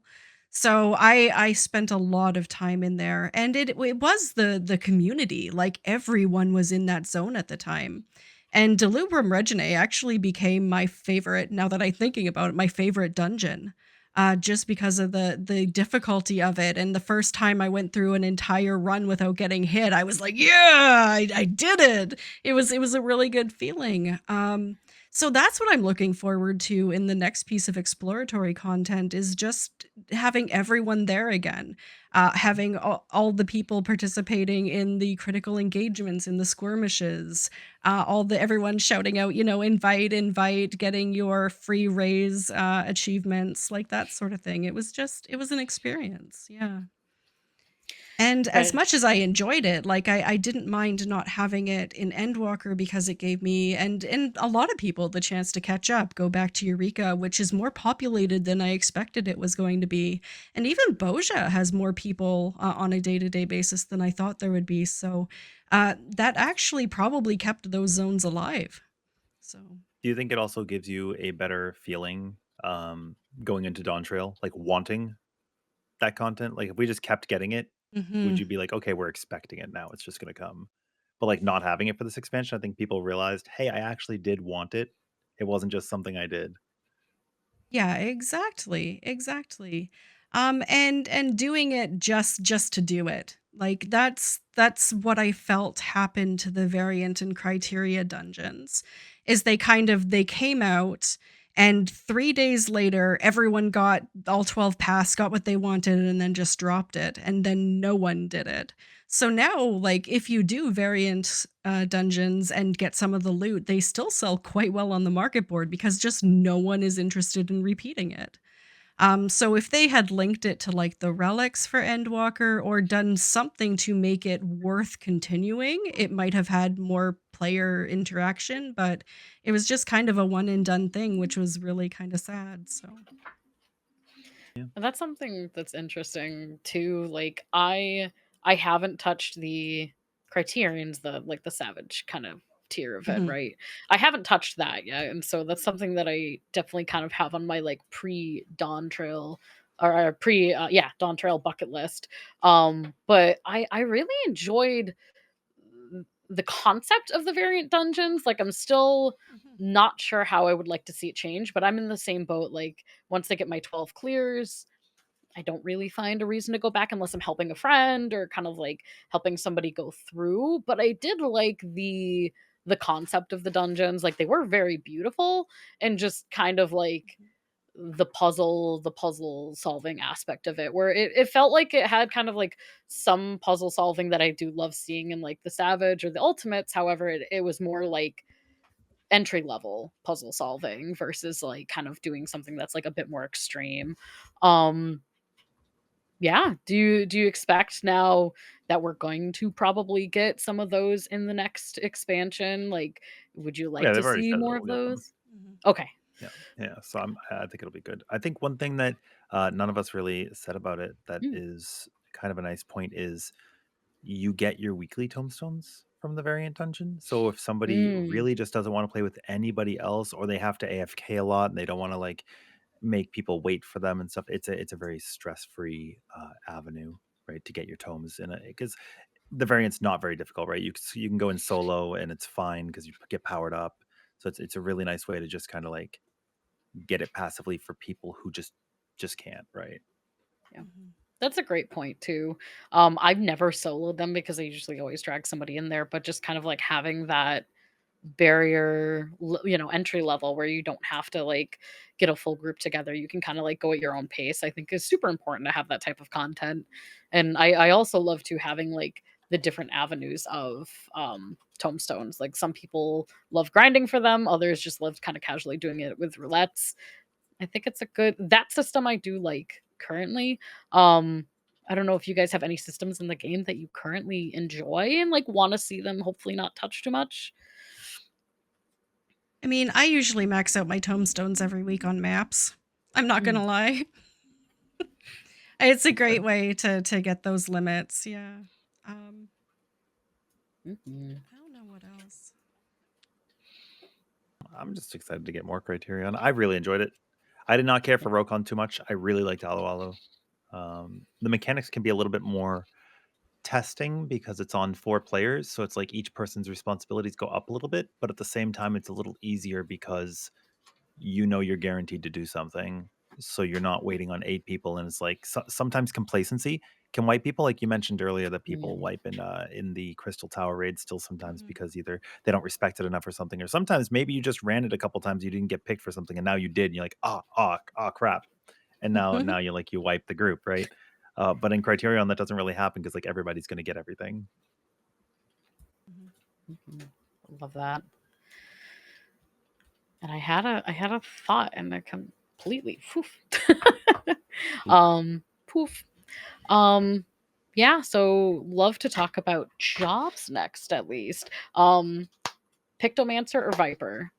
If you had to choose one, if one stole your heart, you said Picto. What do you like, Debbie? Viper. I'm Viper all the Ooh. way. I'm a Dragoon main though, so I think for Dawntrail, I'm going to start with Viper as my main and maybe do a lot of the dailies with Sage, just to kind of have a healer maining in there for duty finder stuff. But Mhm. yeah. Mhm. I definitely think people like this. This is a good Dawn Trail piece of advice for people. If you haven't done like an expansion launch, level your DPS first. Mhm. All of the tanks and healers that are getting ready for raids are going to be queuing Mm. dungeons, so they're gonna pop. Like if you're like, oh, I'll level up a healer, so I'll get instant queues. Everything's gonna instant queue the first weekend, the Yep. first week. Mhm. Everything is gonna instant queue always. So level up your DPS first, like especially the first day. Like if you're okay, I don't think people people haven't really been spoiling too much. Like in Stormblood, it was kind of bad at the beginning where people were spoiling the big reveals. Like I remember somebody in my FC chat, like hour 8, they skipped all the cutscenes and like, oh my god, Xenos turned into Shinryu in FC Oh, chat, and like people were in like the Ruby Tide, right? And I was like, I just kicked them from the FC. I'm like, dude, you can't do that. You can't do Yeah. that because they spoil it for like 50 people, right. and people were like, what the fuck? But nowadays people are pretty good about it, right? So I think if you spend the first day leveling up your Pictomancer, your Viper, it's going to be a really pleasant experience, right? Because everybody else is doing the same thing, so it shouldn't be too slow. Yeah. Yeah, but I definitely think like Pictomancer seems cool. I haven't really liked casters. I don't really like Mm. casting. But Pictomancer seems really, really fun. Viper also seems cool. And I like Zidane. I like Final Fantasy IX. So we're getting like that trance dance stuff. But there's just something about Pictomancer. I don't know what it is. It just seems so. I guess it's just it's very light, right? Hmm. Very bubbly. I love it. I'm excited. Like I've been impressed from what we've seen so far of like the job actions and like how the effects are, and they're very kind of like 2D. I'm very excited for it. I feel like I'm excited for it like I was for Red Mage when Red Mage came out.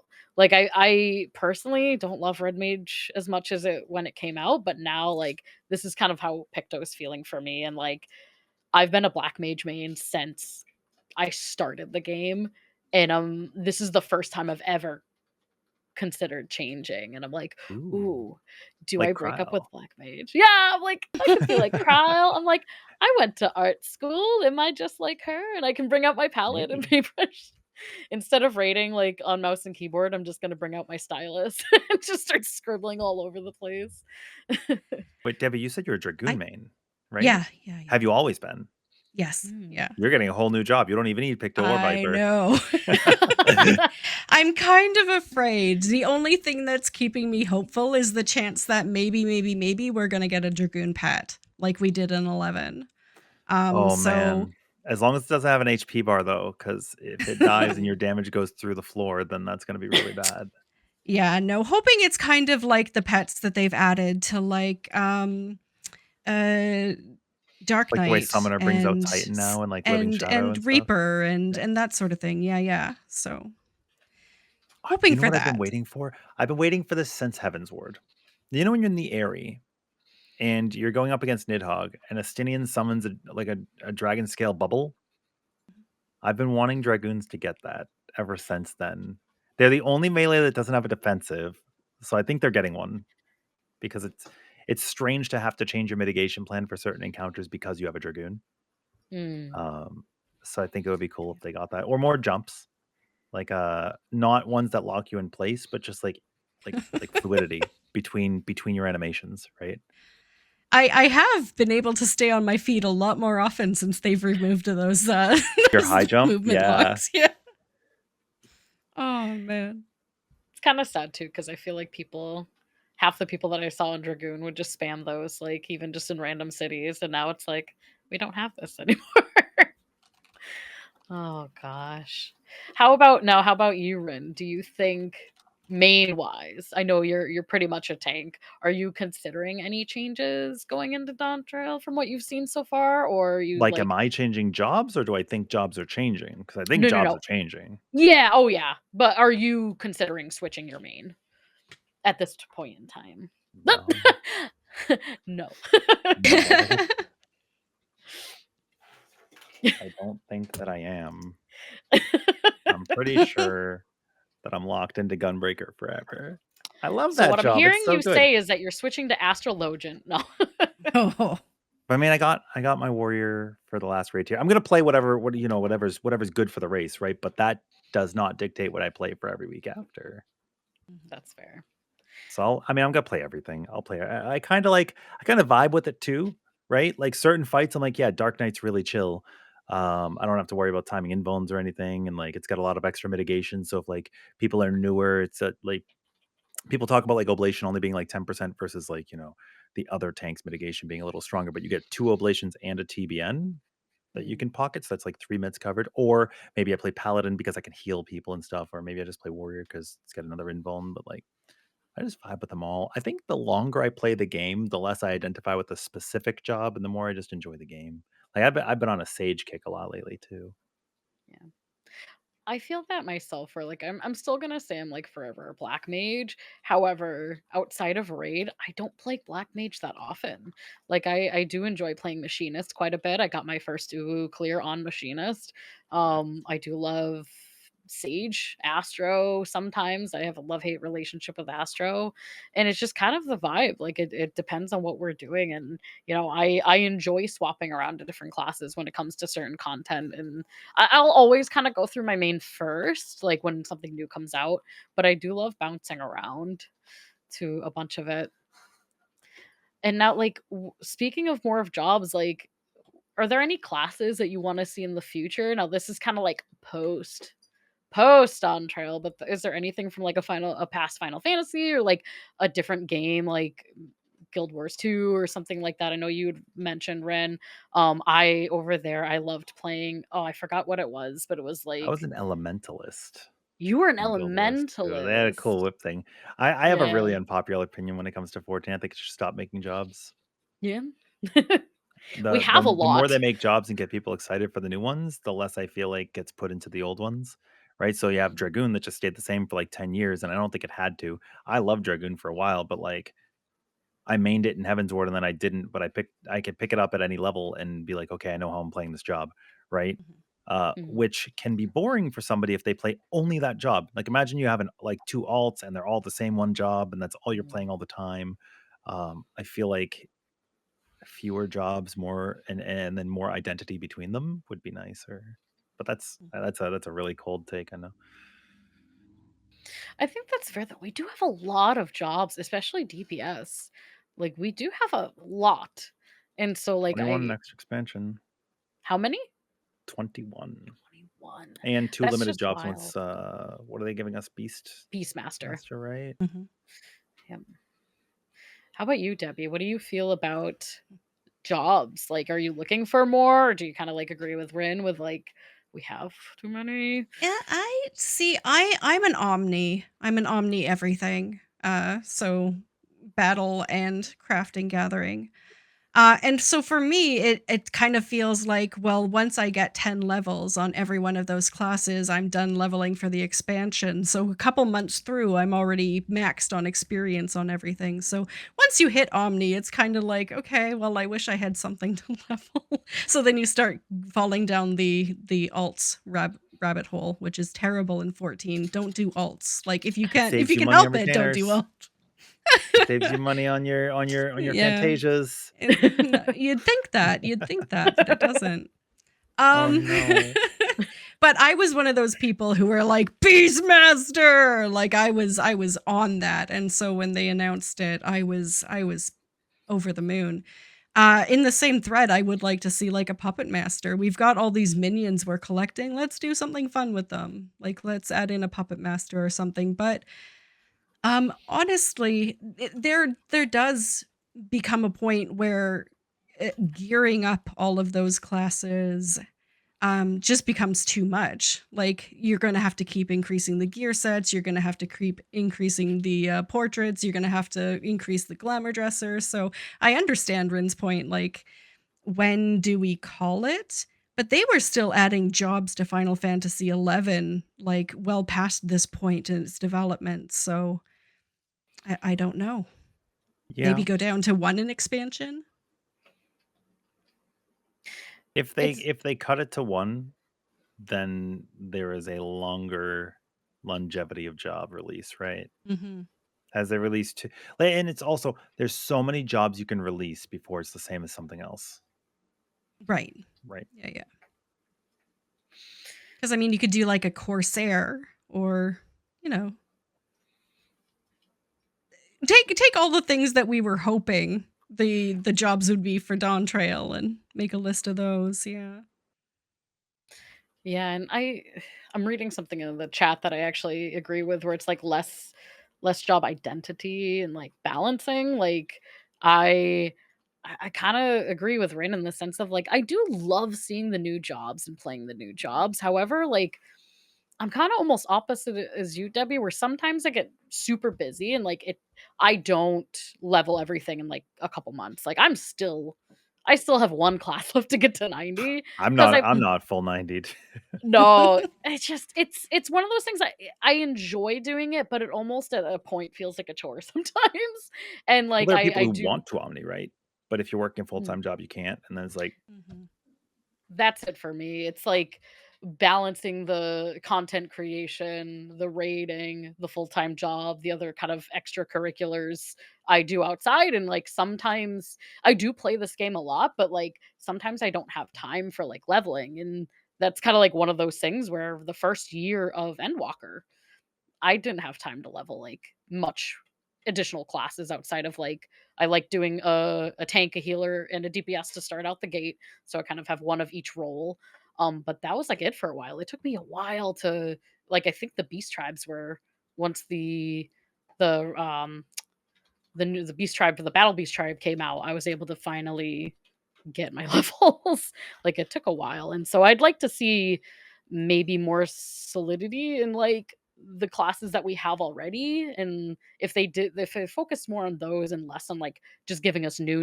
It's kinda like the new zones to me where it's like, I love going to the new maps, however, kinda like I talked about a little while ago, like, we have so many old maps that just kind of feel like they've got thrown in the garbage. Like, I would almost be fine going back to some of those old zones with like repurposed content or meaning and like less like new every time.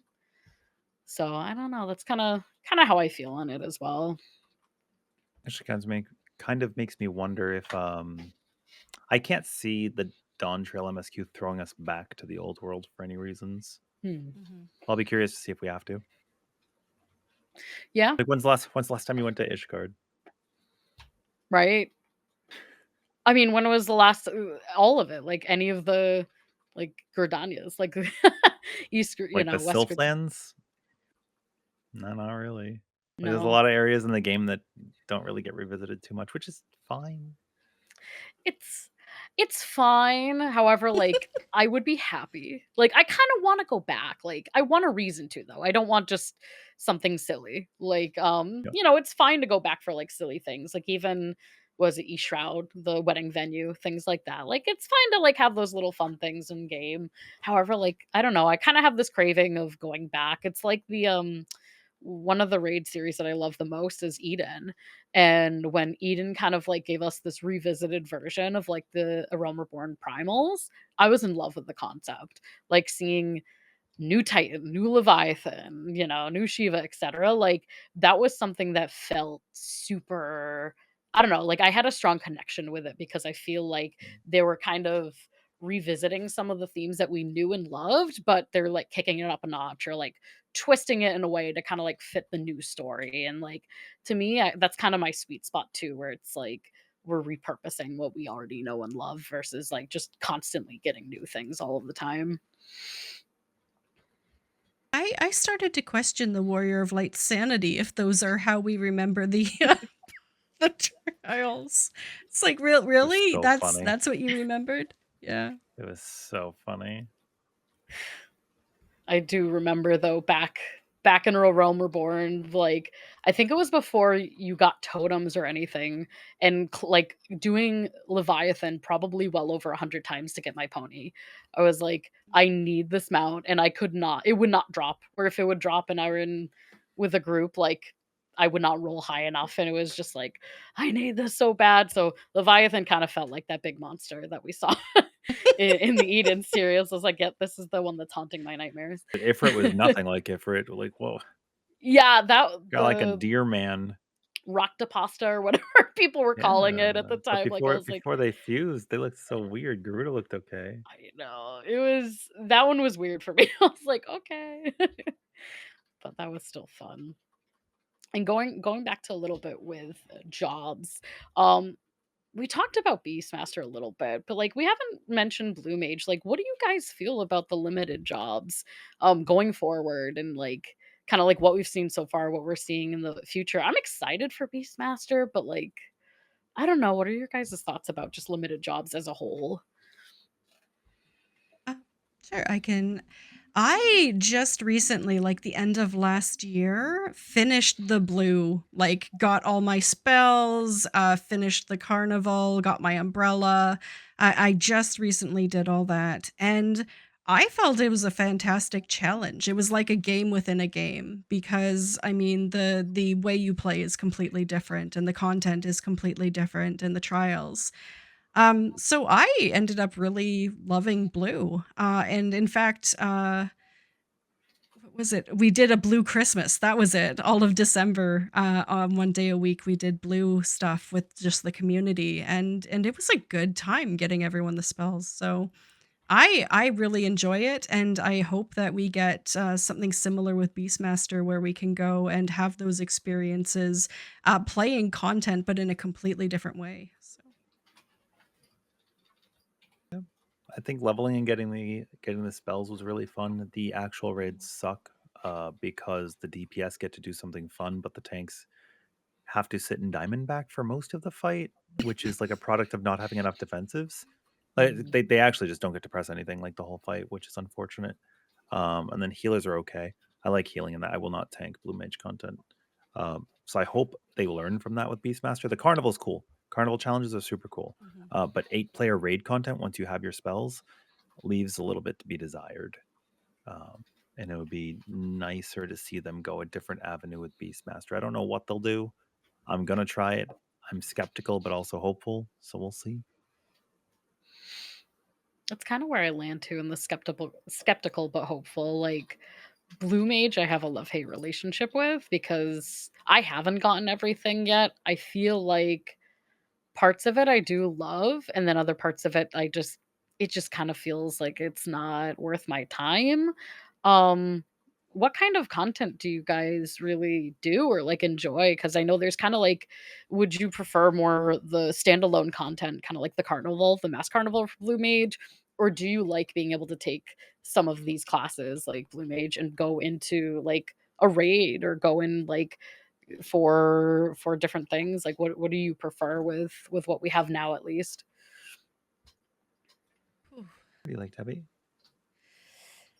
I, I like the challenge of the carnival. Blue mages, like when we started going through the Blue Mage log and trying to cross off dungeon in like Blue Mage parties and trials and Blue Mage parties, it was a different kind of challenging. Using them to like farm Mog tomes back when that was a thing, that was a different kind of challenging and kind of fun. But Yeah. what was the question? Do you like the party content or the solo content? Yeah.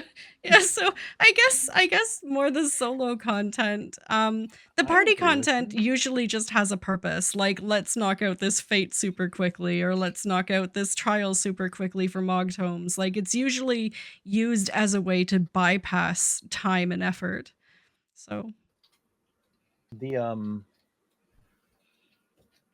the team content, like I was saying before, kind of gets nullified by cheesing through things with like Diamondback and stuff. So if mhm. that's not a thing with Beastmaster, I'm all for it. Otherwise, I think teaming up to get your spells, get our pets is probably how it's going to be, right? And then having a solo arena, like maybe there'll be like a battle arena or something for Beastmaster. I like that. I like being able to not have to wait for people, right? Because Blue Mage Mhm. isn't the most popular. So like finding teams for people is like, okay, well, if I find a team, they're going to want you to be consistent immediately because it's been out for a long time, right? But if it's just like a solo thing, you could just go at it at your own pace. You're like, all right, well, I knocked out these 8 floors in the carnival. I'm having trouble with this one. I'll just come back to it. Like, it's no pressure, right? You just do it at your own leisure. Rin, do you have your Morble? No, I want it, but I can Oh, never find a team to do it. okay. You? Me too. I want it, but I can't get it done. I did turn 5 and turn 9, and then people lost interest. Mm. Although the Marble's cool as hell, like I really do I want it, know. but a lot of people, it's the tank issue, right? Nobody wants to tank Blue Mage. I don't want to tank Blue Mage because you just don't want to press Diamondback for like 10 minutes, right? I will if it'll get me a Morble. That's It's true. just That's true. Yeah, and I definitely feel that where like Blue Mage is the one piece of content in this game that like I feel like almost more than Savage or Ultimate at this rate just like scares me. Do you Like have yours? because mm, I am so far away Oh. from the Morble, it's not even funny. I just I haven't been so every time it comes out, I feel like everyone jumps on it really quickly and Mhm. then abandons it. So then I've always been late to the party when it comes to Blue Mage, and then I personally get like super intimidated when it comes to like knowing the rotations. Like it feels so unique versus like our normal kind of like battle classes. Um I don't know. I've just been like super intimidated with it. So I would love to see more solo stuff of like getting in there because I need help. Like that's the one piece of content I'm like I'm a weebob and I really need help trying to figure it out. I'm excited for Beastmaster though because I'm hoping it's kind of like that Pokemon type thing where it's like you feel like instead of just getting the magic abilities, like you're trying to go after like a pet or something or like some of these animals. I feel like it might kind of give me a little bit better of a connection with the class.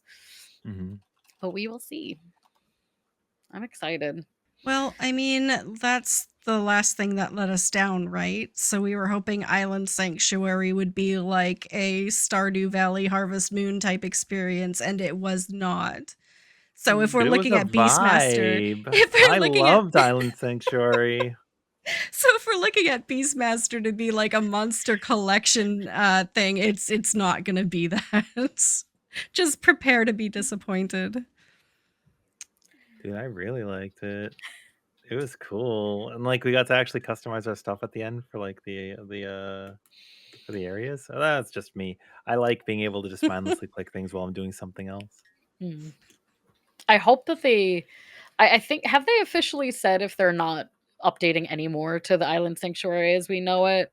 I forget if that was the It's case. done. We're going It's to outer space. We're gonna visit other planets with the next section. So this one's all wrapped up. this one's all wrapped up.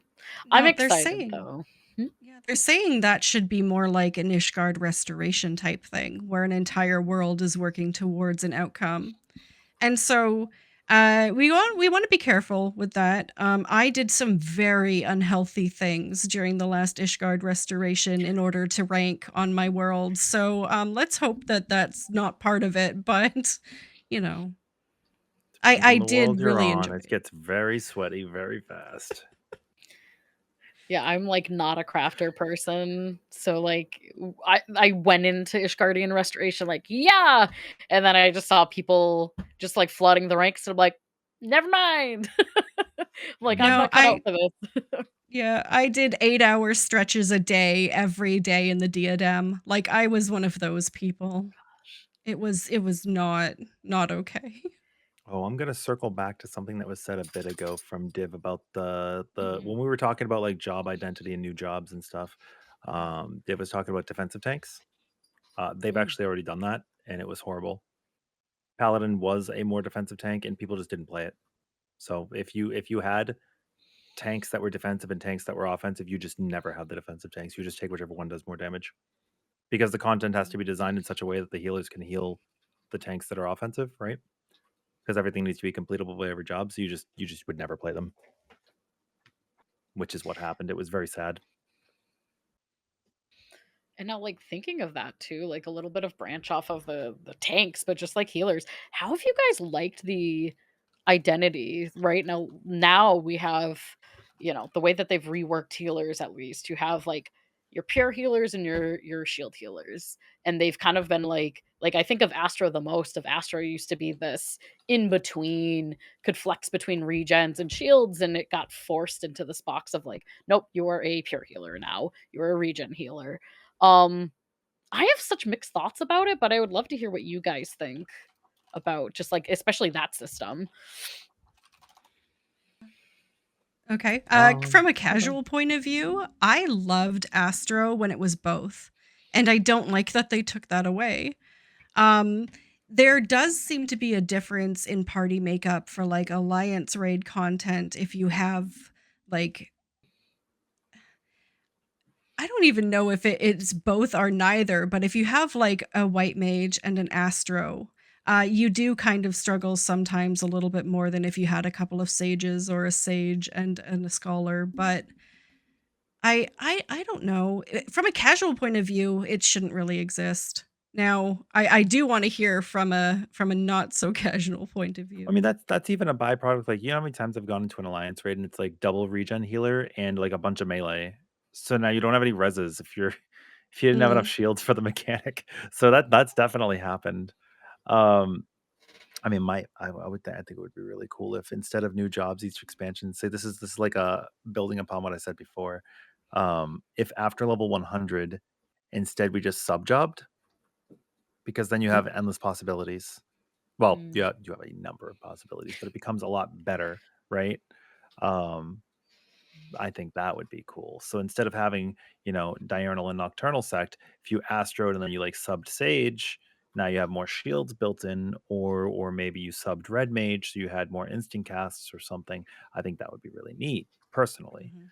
Um, I don't know, but they I think they could do a lot with that. But that's kind of like heading more into like 11's philosophy, which I liked. I thought it was really well done. And like, what do you do after level 100? There's only so many buttons they could give us every expansion before they start Mhm. taking things away. And like, then you start taking things away that we needed at lower levels. Like there was a point when Summoner lost Try Disaster, and then they got it back and it was different, right? But or was it Tribind? One of those buttons they needed for a job quest in Stormblood, and it was incompletable because they had changed it from its Heaven's Ward version, and then they had to fix it again later. But like things like that you have to be careful for because you're not sure like how it's going to affect things, right? um but like every expansion it's like, all right, well, they're going to add new buttons. Are you just going to make a new controller that has 35 buttons on it, or like what are you going to get rid of? So then once you get rid of something, it's like, all right, well, how many things are you going to get rid of before it's just a completely different job anyways? So like, I don't know, sub jobbing could be a way to circumvent that and lead to like branching paths and builds. Although it's at the end of the day, it's all like illusion, right? Because it's always going to be like a best build, a best Mm. way to play. Well, I mean, whether they go into subclasses or not, they still need some sort of alternative advancement system. I think that's probably the best way to progress after 100. So you don't get into that loop that Rin's talking about, is give us some sort of way to either uh, tweak the class or add certain buffs or, yeah, something. Or incentivize people to level jobs that they would not have leveled otherwise. I mean, there are some people like you, the Omni, right? But like there are people who Mm. only have one job leveled, and that's it. I like that thought process too because there is this huge what are we going to do after 100? And I feel that like hotbar bloat is a real thing. And I've liked some of the complete job reworks that we've had. Like I don't play summoner, however like a lot of people that I see play summoner, Oh, I love most of them current love it. summoner. It's They love so much it. fun. And it's Well, just I like yeah. that the summons are actually doing things, right? Before it was like there Yeah. was Aggie on the arena and it was kinda whatever. This is kinda like too, like, you guys ever in combat and you feel like all the work you put into your character is lost on the fact that you're staring at your back in, Mm. like, Always. animations? It's like you always have to prep the back of your head, like, I can't have clipping because I'm gonna look at the back of my head this entire time. Well, but you like Black Yeah. Mage now, right? Yes. Like, Black Mage has a lot of mobility compared to what it used to have. I've loved Black Mage every time it's been current. Going backwards, Mhm. that's a big reason why I didn't do Uwu on Black Mage. I was like, "I can't. I refuse to go back to that level of So what would you do immobility." UCub on? Summoner? I would probably go on Machinist again. I've only dipped my toe in like twice. Nah, I shouldn't say twice. Like I've dipped my toe in a couple times. I've made it to like the second phase. Is it nail? Is nail second phase?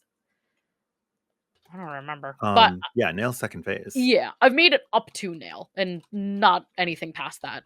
Um so like I would probably go machinist. It's kind of this weird thing when I'm not playing black mage, I want to play a job that's like I can literally run around the arena 5 times. Um it's just because the rest of the time I'm playing I'm stuck. So yeah, we don't I see Div typed in chat too. We don't have like a fizz range, another fizz range. We probably are like due for that. Like if we're going to talk about a balance system, which we're kind of like talking with like the healers and everything like that. Like, is there a need for that balance? Do we think, or is it just kind of like this arbitrary system that's kind of been made along the way? The issue right now is the split of 4 DPS slots and the requirement to bring one of Yeah. each for your 5%, which didn't used to exist for people who didn't know. You did not have to bring a melee, a caster, and a fizz range to get your stats. Instead, we just had like materia for vitality in our accessories and stuff. Um, but you vie for a melee, a fizz range, and a caster, and typically people will lock that last slot to melee because the responsibilities and spots that you go for mechanics in like savage raids and stuff and ultimates is different as a melee, and more people are like, I don't know what to do, I can't flex. And it's actually, I didn't realize it was as big a problem as it is, because people are just like, yeah, I just don't know how to be in melee range. It's a little wild, but it makes sense if you've only ever done like a certain strat, a certain position, and now you're like, now I have to not do X number of pulls of muscle memory, right? Um, so that fourth slot, are you going to take, a samurai that's just pumping damage? You're going to take a black mage that just like shits out damage, or are you going to take like a bard that doesn't do as much as them? Well, no, right? So unless they Right. balance, which I believe they said they're going to, bring physical range more in line with the other jobs, because now, before they dealt less damage because they were safe always, right? But the boss's hitbox is like twice the size of Texas, right? So Yeah. everybody's got uptime always, and I actually think the uptime problem is more for casters now. Like melees are always going to hit the boss, and now casters have to cut their cast to move. But Fizz range is still just getting their damage. So I think Fizz range should probably do more damage, would be nice. And if that's the case, then yeah, they could introduce a fourth ranged. But at that point, now what you're saying is there are X melees and X ranged. It's Fizz ranged and magic ranged all as one, right? And then you look at them, it's like, okay, well now there is an equal distribution of jobs. Um, so I don't know. I don't know. Like maybe a tank and a fizz range for next expansion. That's something that, and I don't know, Debbie, if you've dealt with in your content as well, but like I feel like we've kind of like we've been forced into these metas that like I don't know how I feel about metas as far as like, comp. Like part of me, like, you always want to optimize, especially if you're raiding, like if you're in a raid setting, but like it also kind of sucks in one sense, like feeling like, oh, well, I can't do a job I want to do because it's not as powerful, or like no one's going to want me to play this class because it's not the preferred. And so it's kind of difficult. Debbie, do you ever deal with that with the style of content that you run? No, being casual is fantastic because you don't care what other people think. But it I- it is really strange. Like I've had a day a week where I've had people who have mained a class teach me their class, and so I've gone through every single class with someone teaching me how to play it from a professional kind of point of view. And it was unique putting them all onto my hotbars. Like I play controller, and knowing, okay, well, this button is the same throughout every class, and this button is the same through every class, and kind of having those parallels. And so my hotbars are set up the same across like all 20 classes, sort of thing, 19 classes. Dude, the thing Um, that sucks is when you get that random, but like Astro, right? You're like, all right, well, right? well, where are you putting play? I don't have it on my hotbar, you know? Oh Or no. not play, redraw On and that sort Oh, of thing, like, Yeah, on undraw casual undraw is content. not on Yeah, anyone's bar, right? But you have yeah. you have what, draw is play also draw, or is it a different button? Like when you draw your card, is it When you draw a it's the same card, the button to play card it, goes right? on a different one. No, its play is Oh, different. okay, Yeah. okay. Yeah, so you need to find space for all that, and you're like, yeah, white mage doesn't have this problem. But yeah, in terms of that and learning all the classes and learning at the very basics of the 2-minute window and how things play together, I am sort of appreciative when people are talking about this homogenization and how all the classes kind of feel the same because Mm. they are. Yeah. I like having combos in the same spots, but I want more diversity with how you're going about your burst, right? Like if you think about Warrior and Dark Knight, they're basically the same job, right? Like every minute they're both using inner release, just one's blood spillers that don't direct hit crit. When you're playing like Sage and Scholar, I mean, you're broiling or you're using like you know what I mean. Like they're all Mhm. ultimately the same, and you can have them be a little bit more different and not the same at the same time. Like White Mage used to have 3 dots. Two, they used to have multiple dots because Mm. you had arrow and you had your AoE arrow and stuff, but you would put them like both up and stuff. I think just a little bit more diversity. Same concept, same base. Like everybody's got a combo that can go in the same spot. Everybody has like a big burst or a 2 minute meta, but like what you do in the burst might be different, right? I agree, and I feel like that kinda ties into the stress-free thing, like, give me a little bit more of that stress with the diversity, like, I don't need all of my classes to feel 100% the same.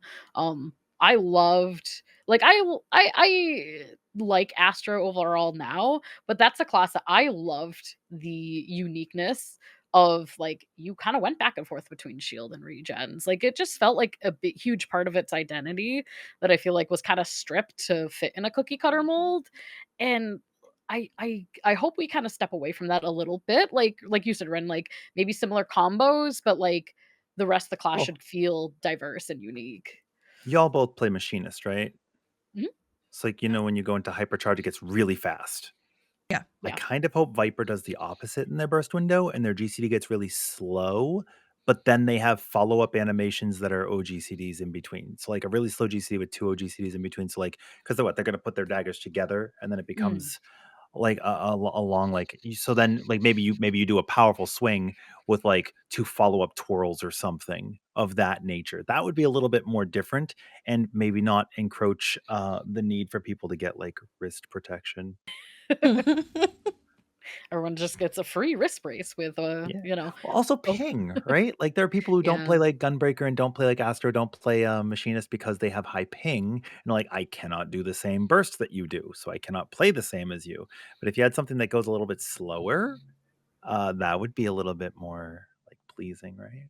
Yeah. Mhm. And if it went faster during the section where it does lower damage, then making a mistake there is not totally detrimental. I'd be curious to see how a class like that would play or, like, how a style like that would play. I think it would encourage, like, finding different jobs too, because, like, sometimes people I feel like don't try the different classes because they're like, "Oh, it's just, you know, it's just Astro's just scholar with cards, like, and or just white mage with cards, and so it's like, having like unique play styles, I think would be very good, even for accessibility, because then you would kind of feel like, oh, maybe machinist is too fast most of the time, so I have to try something different. And with arena hitboxes, boss hitboxes kind of being like half the map nowadays, like, you don't have to worry about like, oh, I don't want to play melee because I don't want to get close to the boss. Like it's pretty easy now for that Like, aspect. Debbie, you hang with people who have like they're on the more casual side for one reason or another, right? Like there are Mhm. people who play the game that have like 2 fingers on one hand, right? Yeah. Or Yeah. like can only play with one arm, or you know, like when I broke my arm a couple years ago, and I could only play warrior only until it repaired because it was the only job slow enough that I could still play the game, and I ended up actually making macros for a lot of things. So like you could put wait timers in your macros and you can't do them on the half seconds. So it was just everything was a little slower. But that's how I had to play for a while. And like thinking about that, it's like, okay, not everybody is just going to have the luxury of getting to play as optimally as they want to, right? So Mhm. having jobs where you can play a little bit slower is nicer. You like Dragoon? You're going to play Viper. Do you have a least favorite job? Ninja. Oh, I Ninja. don't I don't know what it is about it, I just hate it, which is why I was overjoyed when Viper came in as a not ninja who can wear ninja clothes, because the ninja glam always looked Oh, really it's fire. nice, and I was so sad that I never got to wear it, so yes. It is really cool. They make it sleek. It's so Mhm. sleek. And ninjas used Yeah. to be able to wear monk gear when they first came out because they were Mhm. released like in the middle of A Realm Reborn. So they just needed to give them something. And Monk is the runner up because I never forgave Monk from the beginning. So I tried to level it in ARR and Heaven's Word, and I couldn't get past the level 45 quest For Oh no. years, I Oh, couldn't get past the level 45 quest, and they fixed Monk, they made it better, they shined it up, It they was pushed it too back late out. for you. It was too late, I could never forgive them, so even though Monk is completely different now, I still have that whole, like, "No, Monk. No." No, that's fair. what about you, Rin? What's your least favorite class or classes? If you You even have play it. one, you might not. You play it. I do not like Black Mage at all. Oh, Not even a little bit. Not that's even I a get little it. bit. I make a Uh, big I stink like with friends, but I get it. I like playing supports a lot. And that's because you have a lot of weight in recovering a pull if things go wrong. So like while I'm teaching, I if I'm on like a melee, what am I gonna do if something's going wrong? If I'm on a healer, I could rescue, res, heal. If you're a tank, Mhm. you got tank LBs, you have mitigation, you could throw on people. Um, I like machinist a lot. I actually bard might be tied with black mage for least favorite. I like machinist. Dancer's okay. Mm. Summoner's really cool. Red mage is all right. All the healers are cool. Dragoon's always going to be in my heart, my baby. Reaper's really cool, super flashy. I love how colorful the animations are. There's like, what is it, Plentiful Harvest, the one where you like shoot out a bunch of like pink crystals. Love it. That's really nice. And then Samurai is okay. I like that in Eureka Orthos. Samurai's cool. And Mhm. Ninja's all right. I don't know. Ninja's all right. Very nice. I'd have to say for me, I'm kind of with you, Debbie, too. Like, I don't know why I have a disdain for ninja, but I've like Mm. forever had like melee is probably my least favorite from like past trauma, where it's like I learning the fights would hate having to be like so close to the boss and like just feeling like super overwhelmed. I felt like there was like kind of like a melee tax at the beginning that they've kind of like lessened now. Um yeah, and then after that, I think I don't hate Bard. I'm underwhelmed with Bard. Like I feel like I used to love playing Bard like I liked before. Heaven's Word Bard. Yes. That was Mm. great. I do not like Bard now. I just I think I might like Botanist and Miner less than them. I like fishing. you like fishing. Fishing is Yeah. like I said earlier, I forget how to fish, but like doing the when like ocean fishing came out, I loved The it. ocean fishing, that's specifically what I like. Yeah. Ocean fishing is cool. Botany and mining is like, Mm, the nodes yeah. are annoying. Yeah. I'm a world-class troller. Oh, yeah. Oh, yeah. Gotta love it. Got to love it. Well, I know we're almost at our 6 p.m. time, and so I want to be very mindful of both of your times. Any closing thoughts about either kind of like now between now and Dawntrail, like things that you're looking forward to in Dawntrail, especially as like content creators too? Like, are there any like kind of like goals you have in mind going into the new expansion? Go for it.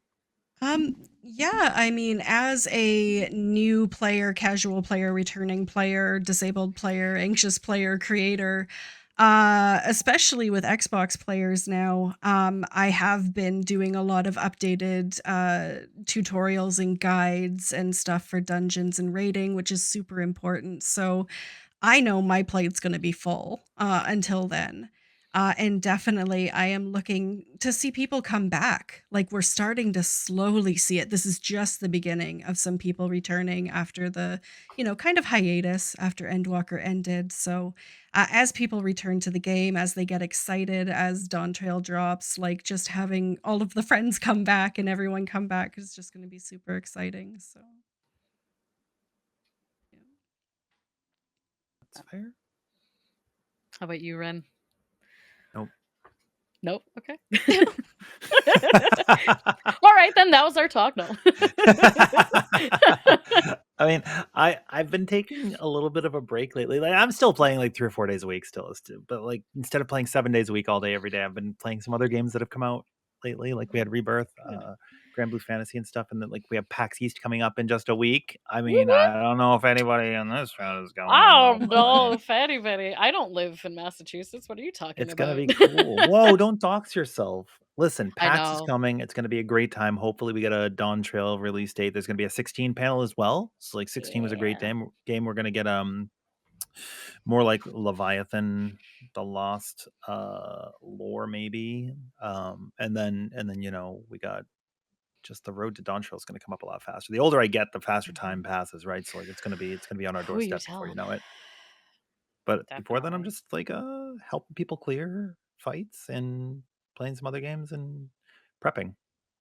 A lot of Love prep. it. I think that's important too, like giving yourself a break too, right? Mhm. Like the beginning of the Mhm. expansions are like jam packed. Like dually as lovers of the game, longtime players, and as content creators, like you're gonna hit the ground running. And so like allowing yourself a little bit of time to like recharge before we just like go at it, I think is super important. Mhm. Opening weekend, I've got to get through the story and then level 12 tanks because of my You alts. So that's gonna suck. And I want oh, and I want to play Pictomancer. I don't know how I'm gonna squeeze that in. that's a mood. You go way more hard than I do in the paint with that, no pun intended with Picta. But Mhm. yeah, there's definitely going to be a lot on our plate come Dawn Trail, but I'm so excited for it. Like I cannot wait. I will not be at the PAX panel in person Saturday, sadly. However, I will be streaming and watching it from afar and wishing I was there. I just can't wait for more information. We're so excited. Mhm. I think But we're all just hanging on it right now. Yeah. I'm ready. I'm like ready to just ask Yoshi P. Just like hopefully see him in person and be like, tell me your secrets. Let me know. But great. Well, thank you both so much for being here. You guys are such great parts of the community. I couldn't have think of two better people to ask for my first kind of roundtable with Dawn Trail. Where can we find you both? I'm sure people should know by now. Debbie, where can we find you on the interwebs? Oh, geez. I am on both Twitch and YouTube. So it shows my Twitch tag in screen right now. So you can look there. It'll link you to my YouTube. And also I am on TwitX, whatever we call it now, as at the gamer Debbie. So Beautiful. And Rin, where can anybody find you? You could find me everywhere at Rin Karigani. I'm around. I play the game. I stream. I do things Mm, sometimes. just a little bit, here and there, Yeah. once a year. Rin, Awesome. call me. Okay. We're gonna do UCOB. I Gonna be know. great. I still need to get in the UCOP train, so I might be jumping into that one too. Yeah. Oh man, no, I'm down. I'm willing to give it a try if someone is willing to teach me. Of course. Love it. We've been That's there that's before. the good energy to have. As long as you're willing to give it a shot and willing to learn, that's half of what you need. Mhm. There we go. Beautiful. Thank you both. I'm going to end the stream right here. So, stream, thanks for hanging out with us. And I am still in the middle of a 12-hour stream. I still have 6 hours left for raising money for charity.